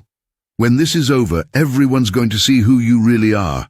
A fake who's been playing victim while—" "Are we fighting or talking?" Reese interrupted. "Because if we're just talking, I have homework." Someone in the crowd laughed. Trent's face flushed. "We're fighting." He shifted his weight, raised his fists in a rough approximation of a boxer's stance. "Come on then, show everyone what you can really do, ghost girl." Reese didn't move into a fighting stance. She just stood there, balanced, centered, hands at her sides. "You sure you want to do this? What, scared now?" "No. Just giving you one last chance to walk away. I'm not the one who needs to walk away." Trent took a step forward. The crowd pressed closer, phones held high, recording from every angle. In the distance, Reese could see Griffin at the edge of the circle, his face worried but trusting. Near him, surprisingly, were the kids from Sci-Fi Club standing together. Trent charged. He came in fast, telegraphing a right hook from a mile away. Reese stepped off the center line, letting his fist pass harmlessly through the space where she'd been standing. She didn't counter, didn't attack, just evaded. Trent recovered through a combination jab, cross, sloppy overhand right. Reese slipped each punch with minimal movement, her footwork economical and precise. The crowd gasped. These weren't lucky dodges, this was skill. "Stand still," Trent demanded, frustration creeping into his voice. "Why would I do that?" He came in again, trying to use his size and strength to overwhelm her. He grabbed for her shirt, got a handful of fabric. Reese performed a basic grip break, stepped to the outside of his grip, and swept his front leg. Trent went down hard, hitting the pavement on his side. The crowd erupted. Trent scrambled to his feet, embarrassed and angry. "You're dead." "I'm really not." Reese's voice was calm, almost gentle. "You can stop this any time." "Shut up!" He charged again, this time trying to tackle her, a wrestler's shot, but poorly executed. Reese sprawled instinctively, her hips driving back, stuffing the takedown. She easily moved to his back, could have applied a rear naked choke or any number of submissions, but instead she just pushed him forward and stepped away. Trent caught himself before he face-planted. He turned, breathing hard, realizing he was completely outmatched. "Brock!" "Kyle!" His friends hesitated. "Help me!" Kyle stepped into the circle first, approaching cautiously. He threw a tentative punch. Reese caught his wrist, applied a simple wrist lock, and guided him gently to the ground. He tapped immediately, recognizing the submission. She released him and he scrambled backward, out of the circle. Brock was bigger, stronger, but just as unskilled. He tried to grab Reese in a bear hug. She ducked under his arms, moved to his back, and applied a body lock that put him off balance. A simple trip sent him to the pavement. She stepped away before he could grab her legs. Now it was just Trent again, facing her alone. He was breathing hard, sweating, and the reality of the situation was clearly sinking in. The crowd was silent now, watching with stunned attention. "You see what I could have done any time," Reese said quietly. "In the hallway, in the cafeteria, in the parking lot. Any of those times when you pushed me, grabbed me, humiliated me, I could have ended it. I chose not to. Then why now?" Trent's voice was smaller, less certain. "Because I realized that sometimes choosing peace means making it impossible for someone to keep hurting you, and the only way to do that with you was to show you what would happen if you kept pushing." Trent looked around at the crowd, at the phones recording his defeat, at Kyle and Brock sitting on the pavement nursing their pride. Everyone's going to see this. Yes, they're going to see that you picked a fight with someone half your size and lost. They're going to see that all your confidence and cruelty were built on the assumption that I wouldn't fight back, and they're going to wonder what kind of person needs to hurt others to feel powerful. She took a step closer. Trent flinched. "But they're also going to see me not hurt you when I easily could. They're going to see me use exactly as much force as necessary and no more. They're going to see restraint and control." She paused. "This ends now. No more harassment. No more targeting me or Griffin or anyone else. If you have a problem with someone, use your words like an adult, understand?" Trent nodded slowly, the fight completely gone from him. "I didn't hear you." "I understand," he said quietly. "Good." Reese turned and started to walk away. Wait. She stopped, looked back. Trent was standing there in the center of the circle, shoulders slumped, looking younger and more vulnerable than she'd ever seen him. Why didn't you just fight back from the beginning? Why let it go on so long? Reese considered the question.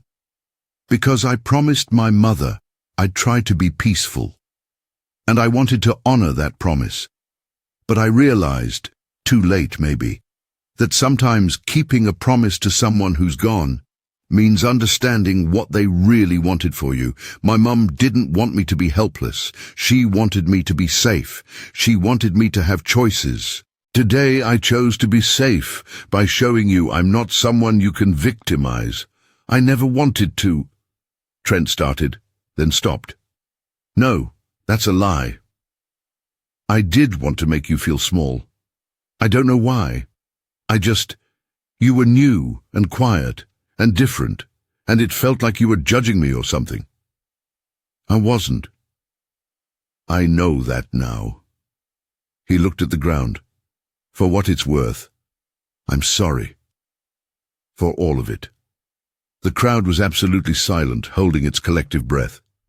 This was the moment, the climax, the resolution, the lesson. Reese walked back to where Trent stood and extended her hand.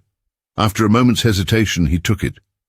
She helped him up, then released his hand and stepped back. Apology accepted, she said simply. Just don't do it again. To anyone. She walked out of the circle, through the crowd that parted silently before her, toward where Griffin waited with a huge grin on his face. That, Griffin said as she reached him, was the most badass thing I've ever witnessed. It's over, Reese said, and felt the truth of it settle into her bones. Behind her, the crowd was dispersing, already sharing videos, already talking, already processing what they'd seen. Ahead of her was Griffin and the sci-fi club kids, and maybe, finally, the possibility of peace, not the peace of surrender, but the peace that comes from standing your ground. Monday morning felt different. Reese walked through the hallways of Westridge High with her head up, and students moved aside not out of contempt, but out of respect. Some nodded.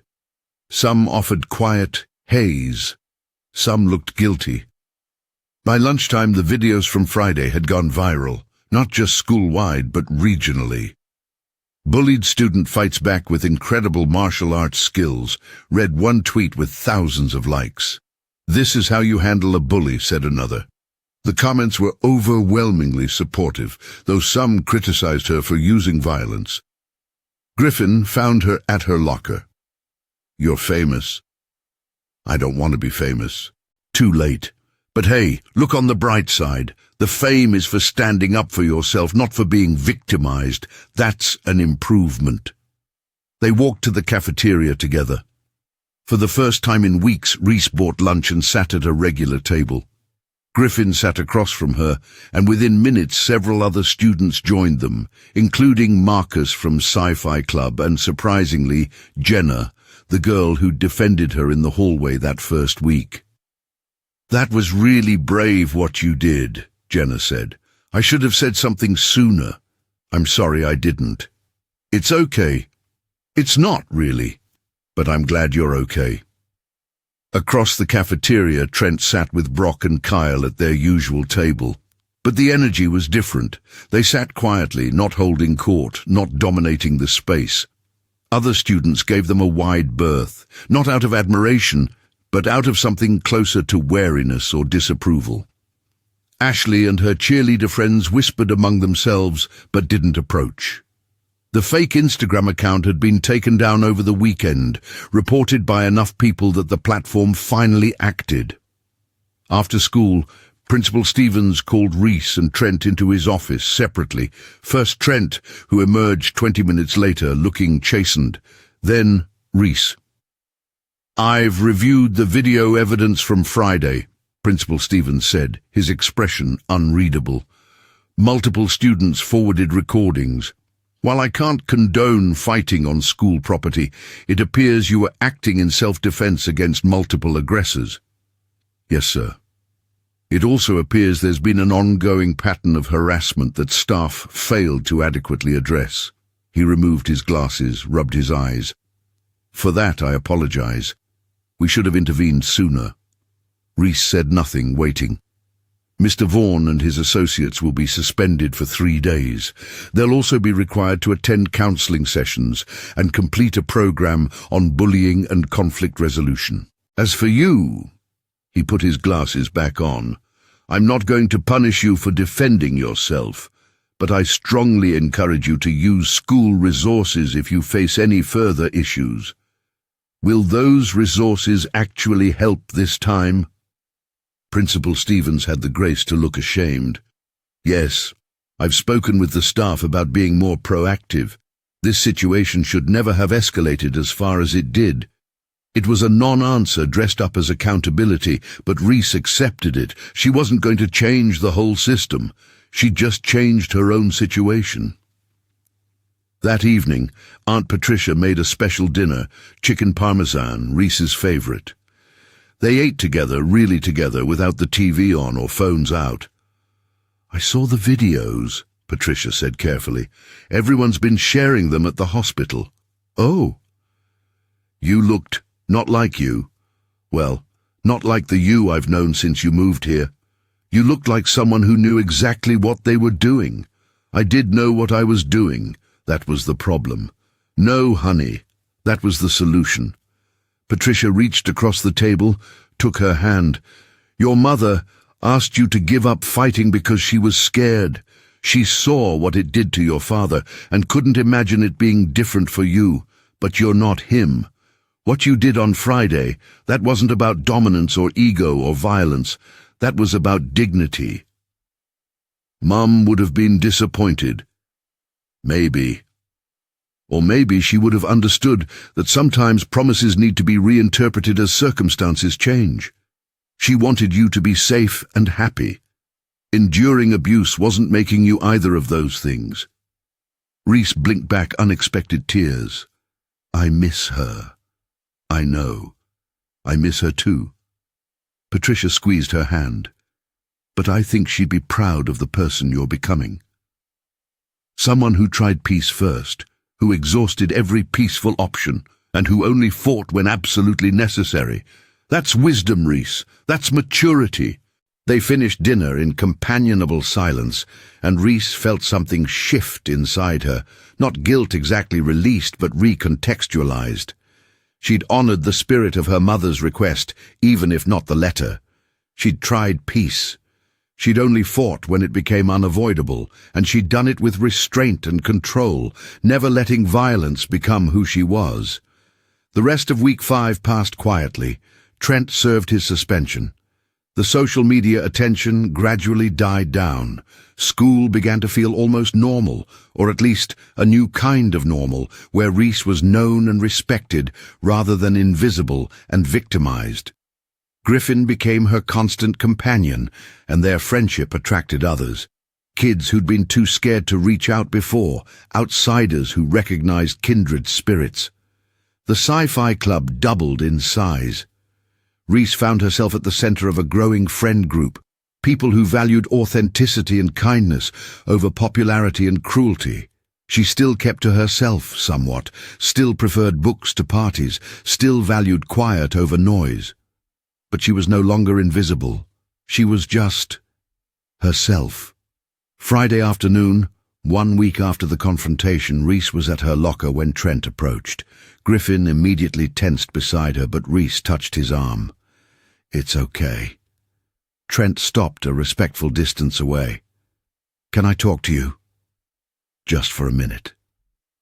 Reese closed her locker, turned to face him. Sure. I've been doing that counseling thing, talking to someone about why I did what I did. Trent looked uncomfortable but determined. Turns out I've got some issues. With my dad, with expectations, with needing to control everything because I don't actually control anything at home. That's not an excuse, Reese said quietly. I know, and I'm not using it as one. I'm just explaining. My dad's this big, successful guy, and he expects me to be perfect.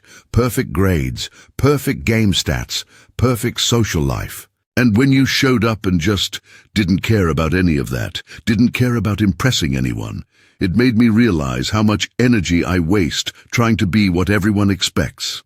And I hated you for that. That's your problem, not mine.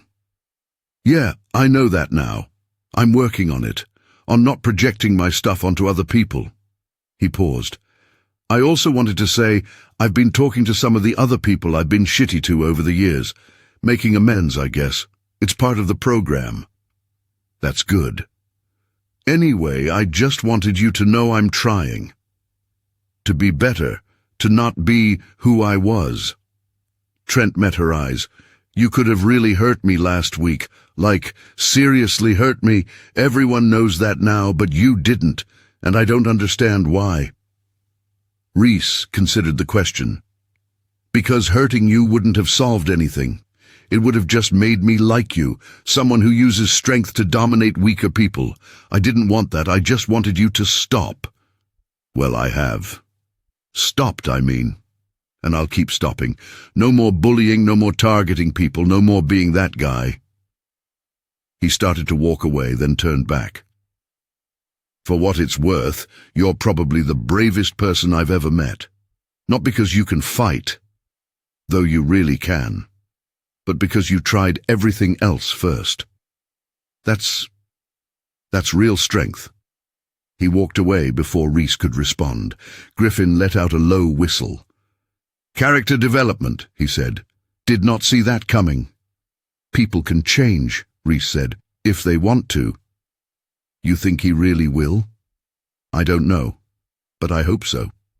She looked at Griffin. Come on, sci-fi club meeting. We're discussing The Handmaid's Tale today. That's not sci-fi. It's speculative fiction which counts. Stop being a genre snob. They walked down the hallway together, arguing good-naturedly about literary categorization. Just two friends, navigating a normal afternoon at school. Behind them, Westridge High continued its daily rhythms, but something had fundamentally shifted. The ghost girl had become solid. The silent victim had found her voice. And in the process, she'd taught everyone watching a lesson about real strength, the kind that includes restraint, mercy, and the wisdom to know when fighting is necessary and when it isn't. Week 6 began with Reese feeling almost cautiously optimistic. The harassment had stopped. She had friends. School felt manageable, but she remained vigilant, knowing that change could be temporary, that people could backslide. Monday morning proved her caution was warranted, but in an unexpected way. Reese was walking to her locker when she saw a freshman girl being cornered by 3 older students, not Trent's group, different kids. They were blocking her against the wall, laughing at something, while the girl looked terrified. Reese's first instinct was to keep walking, to not get involved, but she thought about all those people who'd walked past her suffering, and she couldn't do it. She approached the group. Hey, leave her alone. The 3 students, 2 guys and a girl Reese didn't recognize, turned to look at her. One of the guys, a tall kid with a basketball jersey, sneered. Mind your business, ghost girl. Her name is Reese, came Griffin's voice behind her. He'd apparently followed her. And this is her business, because bullying anyone is everyone's business. The tall kid looked between them, clearly calculating odds. Behind Reese and Griffin, other students had stopped, watching. The atmosphere had changed. People weren't just spectators anymore. They were potential interveners. Whatever, the tall kid said. She's not worth it anyway. He walked away, his friends following. The freshman girl looked up at Reese with huge, grateful eyes. Thank you. They've been bothering me all week. Come with me, Reese said. We're going to report this, right now, and it's going to get handled. They went to Principal Stevens' office together, and this time, perhaps because Reese was involved, perhaps because the administration was genuinely trying to do better, Action was taken immediately. The 3 students were called in, statements were taken, parents were contacted. By lunchtime, Reese found herself in an unexpected role, protector. 2 other students approached her separately, asking for advice about bullying situations they were facing. She listened, offered support, and helped them navigate reporting procedures. "You're becoming like the school's unofficial anti-bullying advocate," Griffin observed. "How does that feel?" "Weird. I didn't want to be anyone's role model." "Too bad. You are one now. Own it." Tuesday brought a surprise. Ashley Morrison approached Reese in the hallway with an expression that almost looked like shame. "Can we talk?" Ashley asked. Reese glanced at Griffin, who shrugged. They followed Ashley to an empty classroom. "I wanted to apologize," Ashley said without preamble, "for everything, the bathroom thing, the library incident, all the mean girl bullshit. I was following Trent's lead because I thought being on his side meant something, made me important." "Why tell me this now?" "Because I watched what happened last week, and I realized something. You could have made me look as stupid as you made him look. You could have called me out publicly, exposed everything I did, made sure everyone knew I was complicit. But you didn't. You just moved on." Ashley looked uncomfortable. "That made me think about who I want to be. And it's not someone who hurts people for social points." Reese studied her, looking for signs of deception or manipulation, but Ashley just looked tired and a little lost. "Okay," Reese said finally. "Apology accepted. Just don't do it again." "I won't. And if I see it happening to someone else, I'll speak up." It wasn't a grand redemption arc or a tearful reconciliation. It was just 2 people acknowledging mistakes and choosing to do better. Sometimes that was enough. Wednesday afternoon, the counselor, Ms. Rodriguez, called Reese in again. This time, the meeting was different. "I owe you an apology," Ms. Rodriguez said immediately. "I dismissed your concerns, suggested you were overreacting, and failed to recognize a serious pattern of harassment.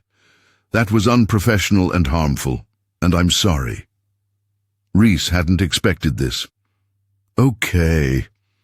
I've been working with Principal Stevens and the rest of the staff to implement better reporting procedures and intervention protocols.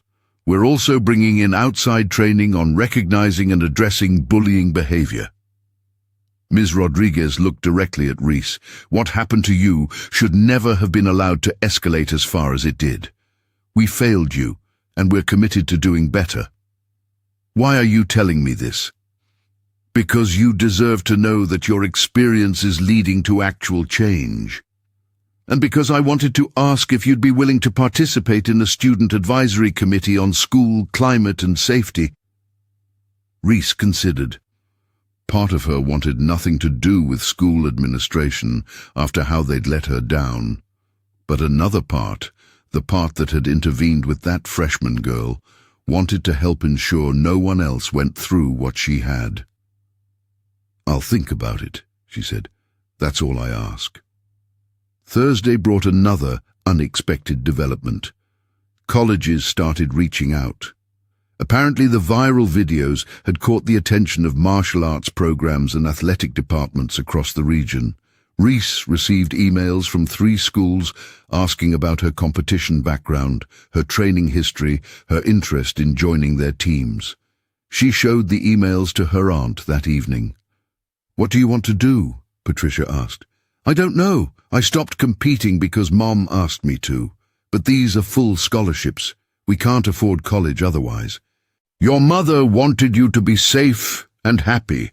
She also wanted you to have opportunities. If martial arts can give you those opportunities, if you can pursue it in a healthy way that doesn't consume you, maybe that's honoring her memory too." Reese thought about it. About the difference between fighting for dominance and competing in a structured, rule-based environment, about using her skills positively rather than hiding them shamefully. "I need to think about it," she said. Friday afternoon, Reese was approached by a local news reporter who wanted to do a story on the student who stood up to bullying. Reese politely declined. She didn't want to be famous, didn't want to be a symbol. She just wanted to be herself. Griffin supported the decision. "You've already made your impact. You don't owe anyone a performance." The weekend was quiet. Reese trained Saturday morning, really trained for the first time in months, pushing herself through drills and techniques. It felt good to move that way again, to inhabit her body fully, to acknowledge what she was capable of. Saturday afternoon, she and Griffin went to the coffee shop and spent hours talking about everything and nothing. He told her more about California, about his plans to study journalism, about wanting to write stories that mattered. She told him about her uncertainty, her guilt over breaking promises, her hope that maybe she could find a way forward. "You know what I think?" Griffin said. "I think you've already found the way forward. You're just scared to admit it." "What do you mean?" "You're someone who uses strength to protect, not to dominate. That's rare and valuable. Whether you compete or teach or just know you have those skills, that's good. The problem was never the fighting. The problem was your mum's trauma around it, and you can honor her fear without letting it control your life." Reese sat with that wisdom, turning it over in her mind. "When did you get so smart?" "I've always been this smart. You're just now recognizing it." Sunday evening, Reese sat down and wrote a letter to her mother, not to send anywhere, just to process her thoughts. She wrote about the last few months, about the bullying and the choice she'd made, about breaking the promise and why. She wrote about feeling guilty, but also feeling right, about understanding that sometimes keeping someone's memory alive means interpreting their wishes through the lens of current circumstances. She wrote, "I think what you really wanted was for me to not let fighting define me the way it defined Dad. And I won't. I'll let it be part of me, a skill I have, a strength I can use when necessary, but not the only thing I am. I'll be someone who reads books and makes friends and tries to make the world a little better. Someone who fights when necessary, but chooses peace when possible. I hope that's enough. I hope that would make you proud." She folded the letter and tucked it into the photo album where she kept her favorite pictures of her mother. Then she went to bed, feeling lighter than she had in months. Week 7 began with a subtle but significant shift.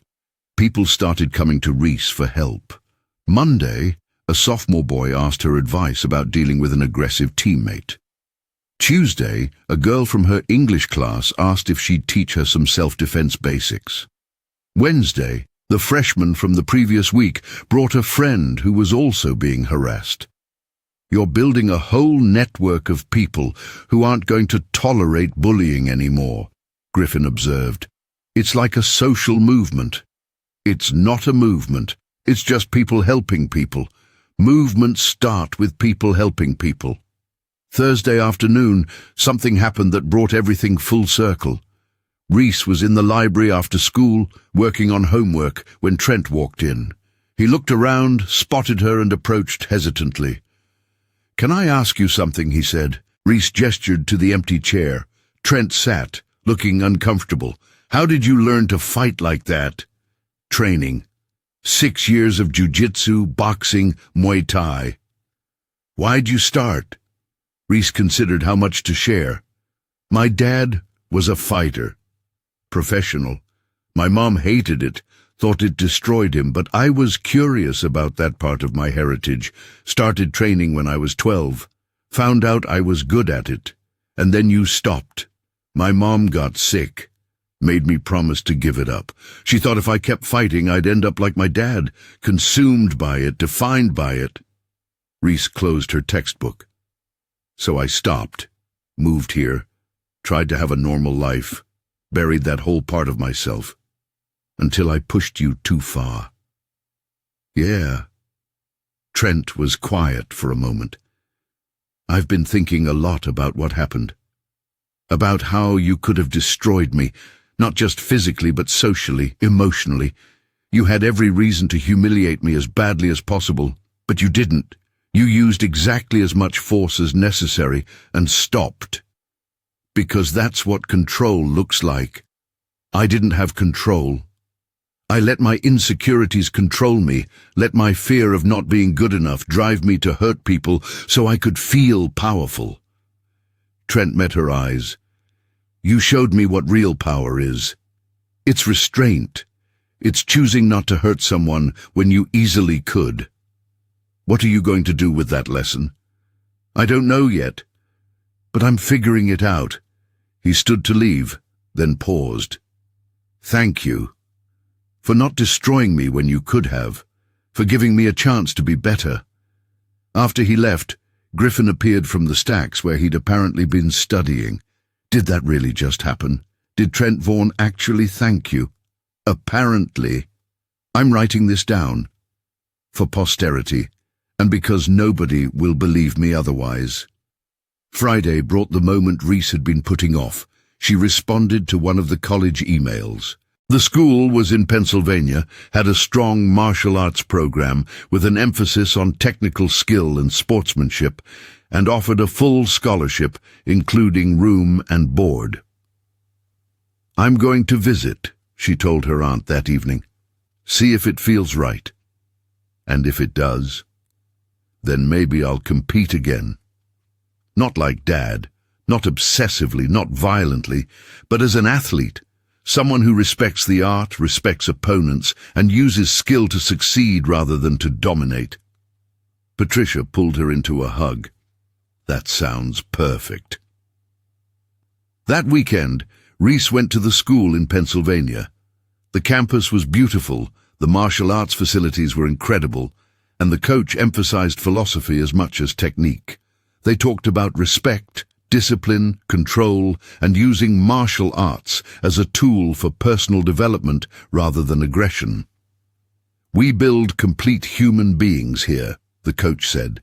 Athletes who are also scholars, competitors who are also citizens. If you join our program, you won't just learn to fight better, you'll learn to be better. Reese committed on the spot. When she returned to Westridge Monday morning, she felt different. She had a future now, a direction. She was no longer the ghost girl trying to disappear. She was someone with plans and possibilities and purpose. Griffin was waiting at her locker. So, how was it? I'm going. Full scholarship. I start training with them this summer. Griffin's grin was huge. That's amazing. I'm so happy for you. What about you? Where are you applying? Berkeley, Northwestern Columbia, anywhere that's far from Ohio and has a good journalism program. He leaned against the lockers. We're both getting out. That's what matters. That week passed in a blur of normalcy that felt almost foreign. Classes, lunch with friends, sci-fi club meetings, homework, training sessions at a local gym. Reese was busier than she'd ever been, but in a good way. She was building a life rather than just surviving one. Thursday afternoon, she taught an informal self-defense class in the gymnasium after school. About 20 students showed up, mostly girls, but some guys too. Reese taught them basic awareness, simple strikes, and how to break common grabs. The goal isn't to win a fight, she explained. It's to create an opportunity to get away safely. Violence should always be a last resort, but you should know you have options if it becomes necessary. One of the participants was the freshman girl from weeks ago. After the class, she approached Reese. I feel less scared now, like I could actually do something if I needed to. That's the point, Reese said. Confidence is the best defense. When you carry yourself like someone who won't be victimized, you're less likely to become a target. Friday brought an unexpected visitor. Mr. Vaughan, Trent's father, appeared in the school parking lot as Reese was walking home. He was tall, imposing, driving an expensive Mercedes. Reese's guard immediately went up. Reese Holloway, he asked, approaching her. Yes. I'm Richard Vaughan, Trent's father. I wanted to talk to you about what happened with my son. Reese waited, prepared for accusations or threats. Instead, Mr. Vaughan said, I wanted to thank you." "Excuse me?"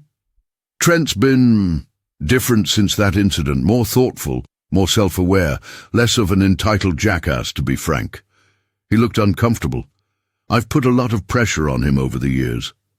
Expected him to be perfect, to dominate, to win at everything. I didn't realize I was creating a bully." "What changed?" "Seeing him get beaten by someone half his size made me realize he wasn't actually strong. He was just big. There's a difference." Mr. Vaughn shifted his weight. "You showed real strength that day. Not just physical strength, but moral strength. You could have hurt him badly. You chose not to. That's the kind of character I should have been teaching him." "He's working on it," Reese said carefully. "I know. We're working on it together. Family therapy, coaching from someone who understands adolescent development, the whole thing." Mr. Vaughn extended his hand. "Thank you for teaching my son a lesson I failed to teach him myself." They shook hands, and he left. Reese stood in the parking lot, slightly dazed. Griffin appeared beside her. "Are you collecting father figures now? Is that the new thing?" That was bizarre. That was accountability. Rare, but occasionally it happens. He offered his arm. "Come on, let's get coffee. You can process your weird life over caffeine." At Been There, Done That, they sat in their usual corner booth and debriefed the week. Griffin shared gossip from the school newspaper staff. Reese talked about her college plans, and they both marveled at how much had changed in such a short time. "You know what's wild?" Griffin said. 7 weeks ago you were being harassed daily. Nobody would talk to you. You were miserable. Now you're helping other people, planning your future, and the guy who tormented you is in therapy because of you. Not because of me, because he chose to change. Still, you were the catalyst. You stood up when you'd tried everything else, showed incredible skill while maintaining incredible restraint, and somehow managed to inspire change without becoming the villain. Griffin raised his coffee cup. "You're basically a superhero." "I'm really not." Agree to disagree. They talked until the coffee shop closed, then walked through downtown Riverside as evening fell. The air was crisp, autumn settling in fully now, and Reese felt a contentment she'd never expected to find in this small Ohio town. "Thank you," she said suddenly. "For what?" "For being the first person to talk to me. For standing up for me. For being my friend when nobody else would." Reese looked at him. "You changed everything." "We changed everything," Griffin corrected. "You think I would have had the guts to confront Brock and Kyle without your example? You think I would have kept pushing back without knowing you were doing the same thing? We helped each other. Still, thank you." "You're welcome. Now stop being sentimental. It's freaking me out." They laughed and walked home through streets that no longer felt hostile but simply familiar, two friends, navigating a world they'd helped make slightly better. The next 2 weeks passed in relative calm. Trent kept to himself mostly, but was noticeably different, less aggressive, less performative, more genuine in his interactions. His friends Brock and Kyle seemed lost without his leadership, drifting toward other social groups. Ashley Morrison joined the school's peer mediation program and started actively working against bullying behavior. Reese continued teaching informal self-defense classes, which grew in popularity. She helped several more students report harassment and watched as the administration actually followed through with consequences. The school climate shifted incrementally but noticeably. People were less willing to tolerate cruelty, more likely to intervene, more conscious of their choices. Griffin's newspaper ran a feature on bullying and bystander responsibility, featuring anonymous interviews with students who'd witnessed harassment and done nothing. The article sparked conversations throughout the school about courage, complicity, and community responsibility. In early November, Reese was called to Principal Stevens's office, but this time for something positive. The Student Advisory Committee on School Climate had met, reviewed data on bullying incidents, which had dropped significantly, and wanted to recognize students who'd contributed to the change. Reese was one of them, along with Griffin, Ashley, and several others. "We'd like to honor you at the Winter Assembly," Principal Stevens said. "Acknowledge the positive impact you've had." "I'd prefer you didn't," Reese said honestly. "I don't want recognition. I just want the school to be safer for everyone." Principal Stevens looked at her thoughtfully. "You know, that's exactly the attitude that makes you deserve recognition. But I'll respect your wishes. No public acknowledgement. Just my private gratitude for helping us become better." By mid-November, something remarkable happened. Reese had a real, genuine friend group. Beyond Griffin, she'd connected with the kids from Sci-Fi Club, several students from her self-defense classes, and even some athletes who respected her skills. They ate lunch together, hung out on weekends, texted in group chats about everything from homework to movies to philosophy. She was incredibly happy. On Thanksgiving weekend, Aunt Patricia had the day off, and they cooked dinner together in their small apartment. It was simple: chicken instead of turkey, boxed stuffing, canned cranberry sauce. But it felt special. "What are you grateful for this year?" Patricia asked as they ate. Reese thought about it. Griffin's friendship. "Finding out I could defend myself without becoming someone I'd hate. Getting a scholarship. Having you." "I'm grateful for you too, honey, and for your resilience.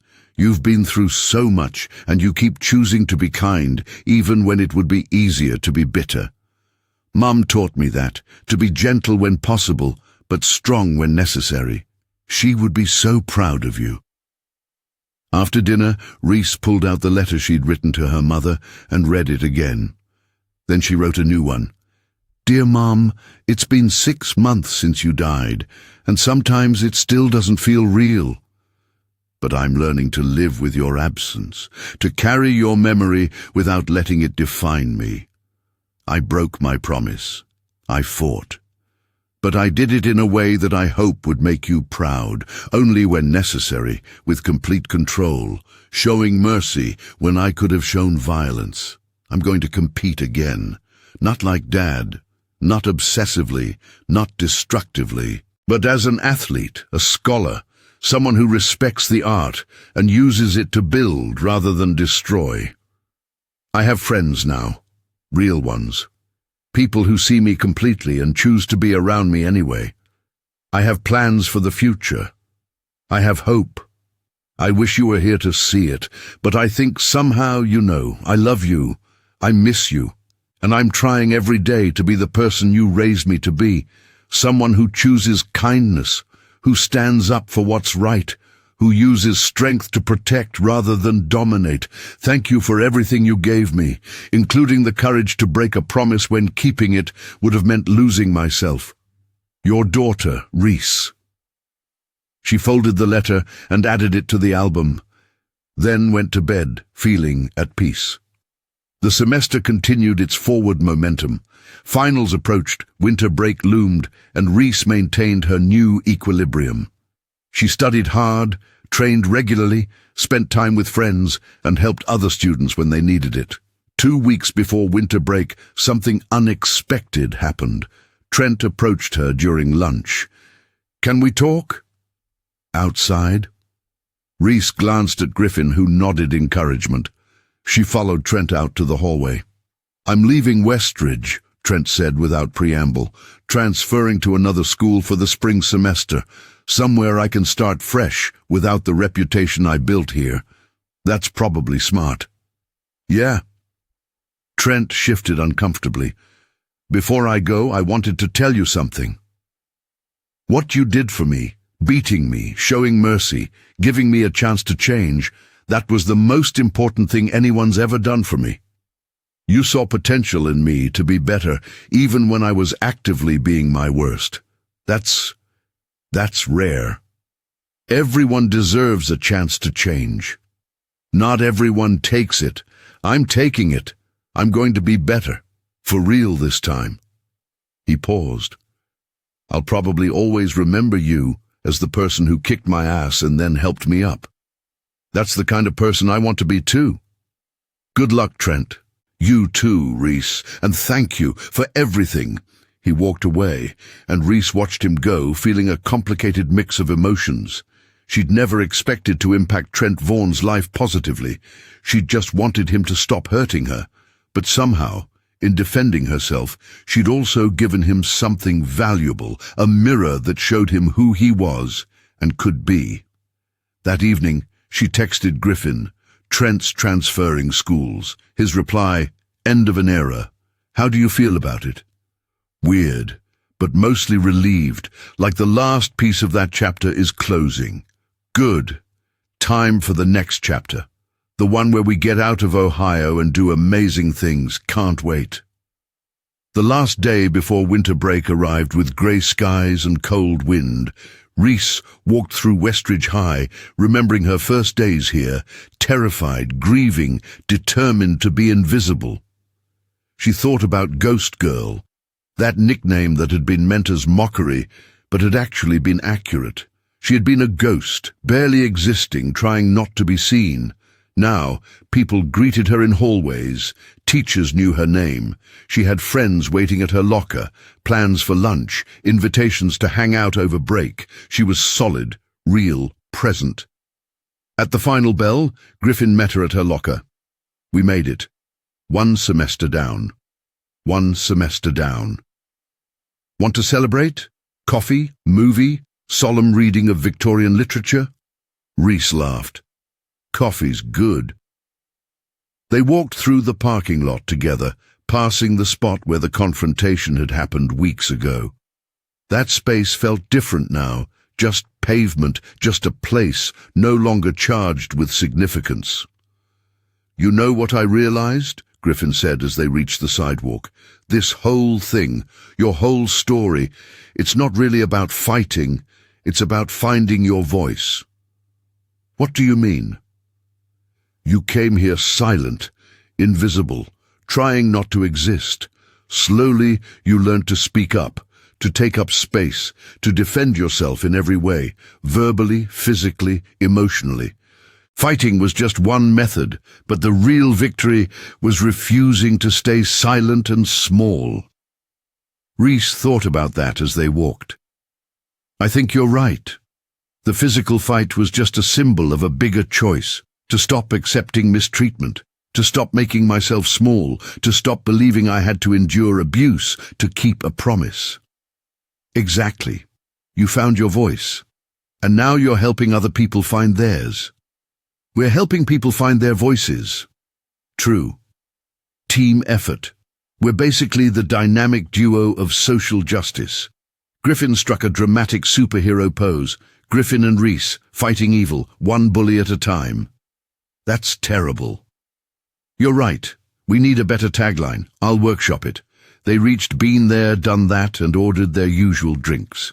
The owner, Mrs. Patterson, no relation to the teacher, had gotten to know them over the past weeks and greeted them warmly.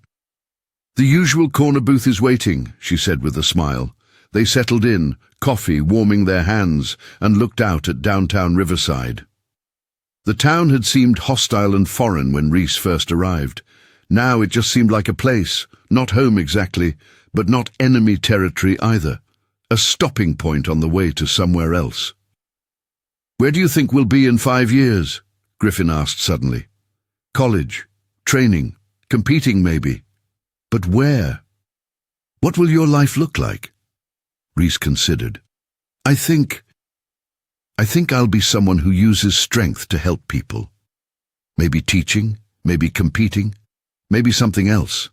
But always with that core principle. Strength used to protect, not dominate. That sounds like you.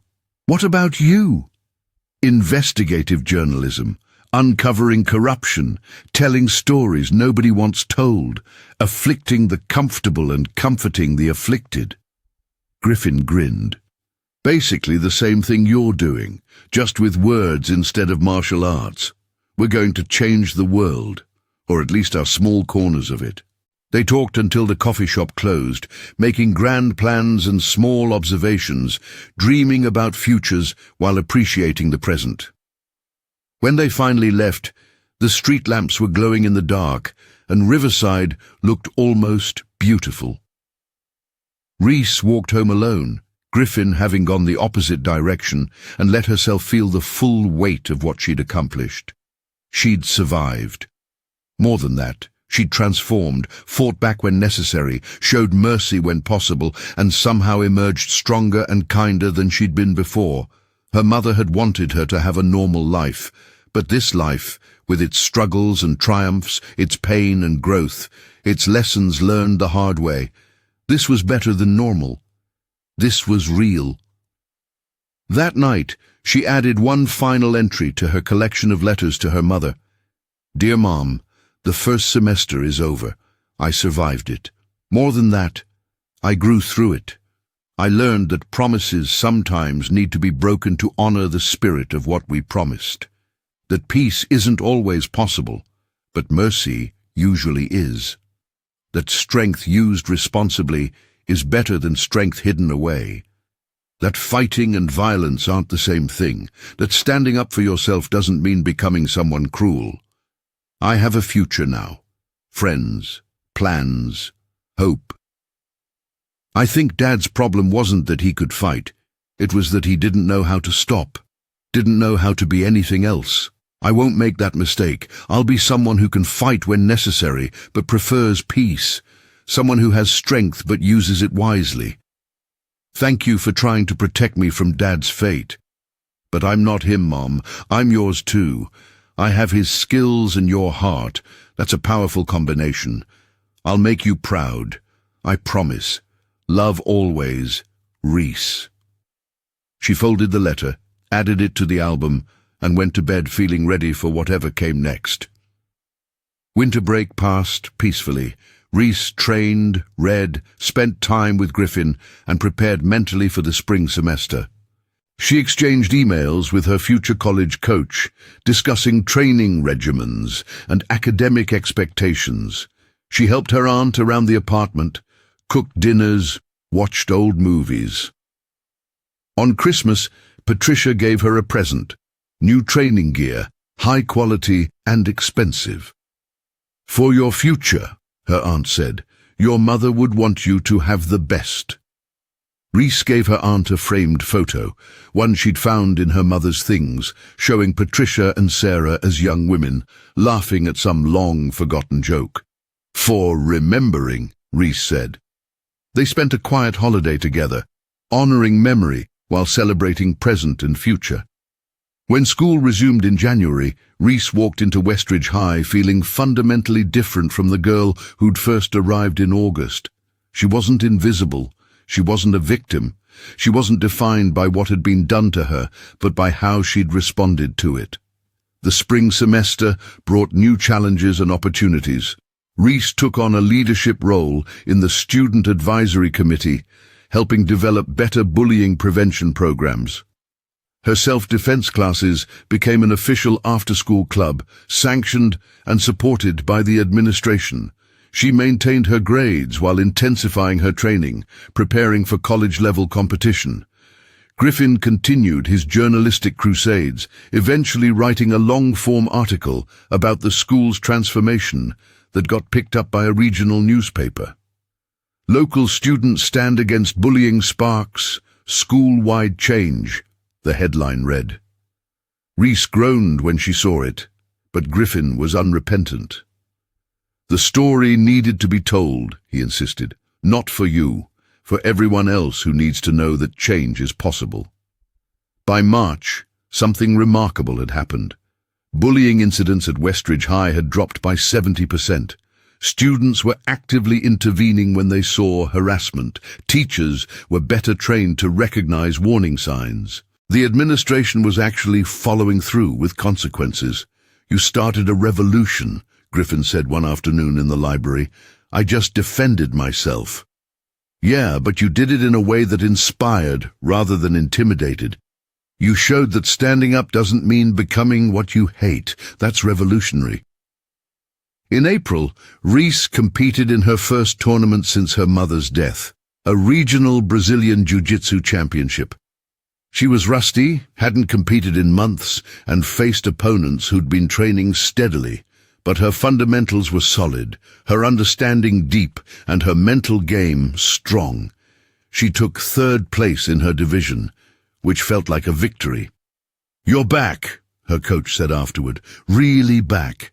"Yeah," Reese agreed, feeling the truth of it. "I am." Griffin came to watch, along with several friends from school. After the tournament, they took her out for pizza and celebratory milkshakes, and Reese felt surrounded by genuine support and affection. "I'm proud of you," Griffin said simply, "for placing third, for everything, for fighting your way back to yourself." May brought end-of-year activities and final preparations for summer. Reese would be moving to Pennsylvania in July to start early training with her college team. Griffin had been accepted to Northwestern with a substantial scholarship. Their paths were diverging geographically, but remained parallel in spirit, both heading toward futures built on their own terms, shaped by lessons learned the hard way. On the last day of school, they sat together on the front steps of Westridge High, watching students flood out into summer freedom. "We made it," Griffin said. "We really did." "Any regrets?" Reese thought about it honestly. "I regret not standing up sooner. I regret letting it get as bad as it did before I acted. But I don't regret how I handled it once I decided to stand up." "That's fair. I regret not being nicer to more people earlier. Took me too long to realize that connection is better than isolation." We were both learning. Still are, I think. They sat in comfortable silence, watching their classmates scatter to cars and buses and uncertain futures. Behind them, Westridge High stood solid and institutional, bearing silent witness to all the small dramas and large transformations that happened within its walls. "Thank you," Reese said quietly, "for everything." "Right back at you," Griffin replied. "You changed my life, you know. Showed me that one person really can make a difference if they're brave enough to try.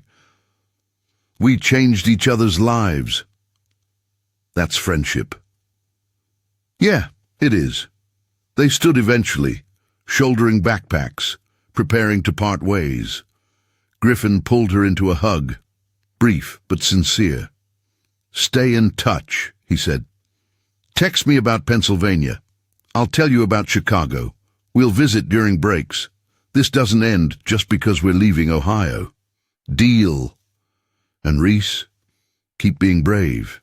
Keep using your strength to help people. The world needs more people like you."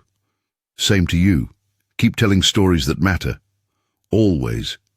They walked away in opposite directions. Two friends whose lives had intersected at exactly the right moment, who'd helped each other become better versions of themselves, who'd leave Westridge High having learned what too many people never learn, that standing up matters, that silence enables cruelty, that real strength includes knowing when to fight and when to show mercy. Reese walked home for the last time as a Westridge student. In 3 months, she'd be somewhere new, starting fresh, building a future on foundations laid in struggle and triumph. But for now, she was just here, in this moment, in this town, in this life she'd fought to reclaim. At home, Aunt Patricia had made dinner, a special meal to mark the end of an era. They ate together, toasted to new beginnings, and talked about what came next. "I'm going to miss you," Patricia said. "This apartment got a lot livelier when you moved in. I'll visit during breaks, and we can video chat. It's not the same, but I'm happy for you. You deserve this opportunity." That night, Reese wrote her final letter to her mother. "Dear Mom, I'm graduating tomorrow. Not literally, that's not for another week, but metaphorically. I'm graduating from grief, from fear, from hiding parts of myself to make you happy. I know that sounds harsh, but it's also liberation. You asked me to give up fighting because you were scared. I understand that now. You saw what obsession did to Dad and feared I'd follow that path. But I'm not Dad. I never was. I'm someone who can fight when necessary, but doesn't need to. Someone who has strength but uses it wisely. Someone who inherited his skills but your heart. This year broke me and rebuilt me. I learned that promises made in hospital rooms sometimes need to be reinterpreted. That peace and surrender aren't the same thing. That standing up for yourself is different from becoming violent. That mercy is harder than revenge. That transformation is always possible if you're brave enough to try. I'm going to compete again, Mom, not obsessively, not destructively, but as an athlete, a scholar, someone who respects the art and uses it to connect rather than dominate. I'm going to teach others to defend themselves. I'm going to help people find their strength. I hope you'd understand, maybe even be proud. I love you, I miss you, and I'm finally becoming who I was always meant to be. Someone strong enough to fight, but wise enough to know that fighting isn't always the answer. Thank you for everything, for raising me, for loving me, for trying to protect me, even when your protection came from fear rather than understanding. I'm okay now. Better than okay. I'm whole. Your daughter, Reese. She folded the letter, added it to the album, and closed the book on that chapter of her life. Tomorrow would bring new challenges, new opportunities, new lessons. But tonight she was just grateful. For survival, for growth, for the hard-won peace that came from standing your ground. Reese climbed into bed, closed her eyes, and dreamed of futures where strength and compassion coexisted, where standing up didn't mean becoming cruel, where broken promises led to better understanding, where a girl called Ghost could become solid, real, and finally, herself. The story of Reese Holloway, the quiet transfer student who endured weeks of escalating harassment before finally standing her ground, would become something of a legend at Westridge High. In later years, students would tell it to newcomers, how she'd tried everything peaceful first, how she'd endured impossible abuse, how she'd finally fought back with incredible skill while maintaining incredible control, how she'd shown mercy when revenge would have been easier, how one person's courage had sparked school-wide change. But the real story, the important one, wasn't about fighting at all. It was about finding your voice, about standing up for yourself without becoming someone you'd hate, about using strength to protect rather than dominate, about the courage to break promises when keeping them would mean losing yourself. It was about transformation, redemption, and the hard truth that sometimes the strongest thing you can do is walk away, but sometimes the strongest thing you can do is stand your ground.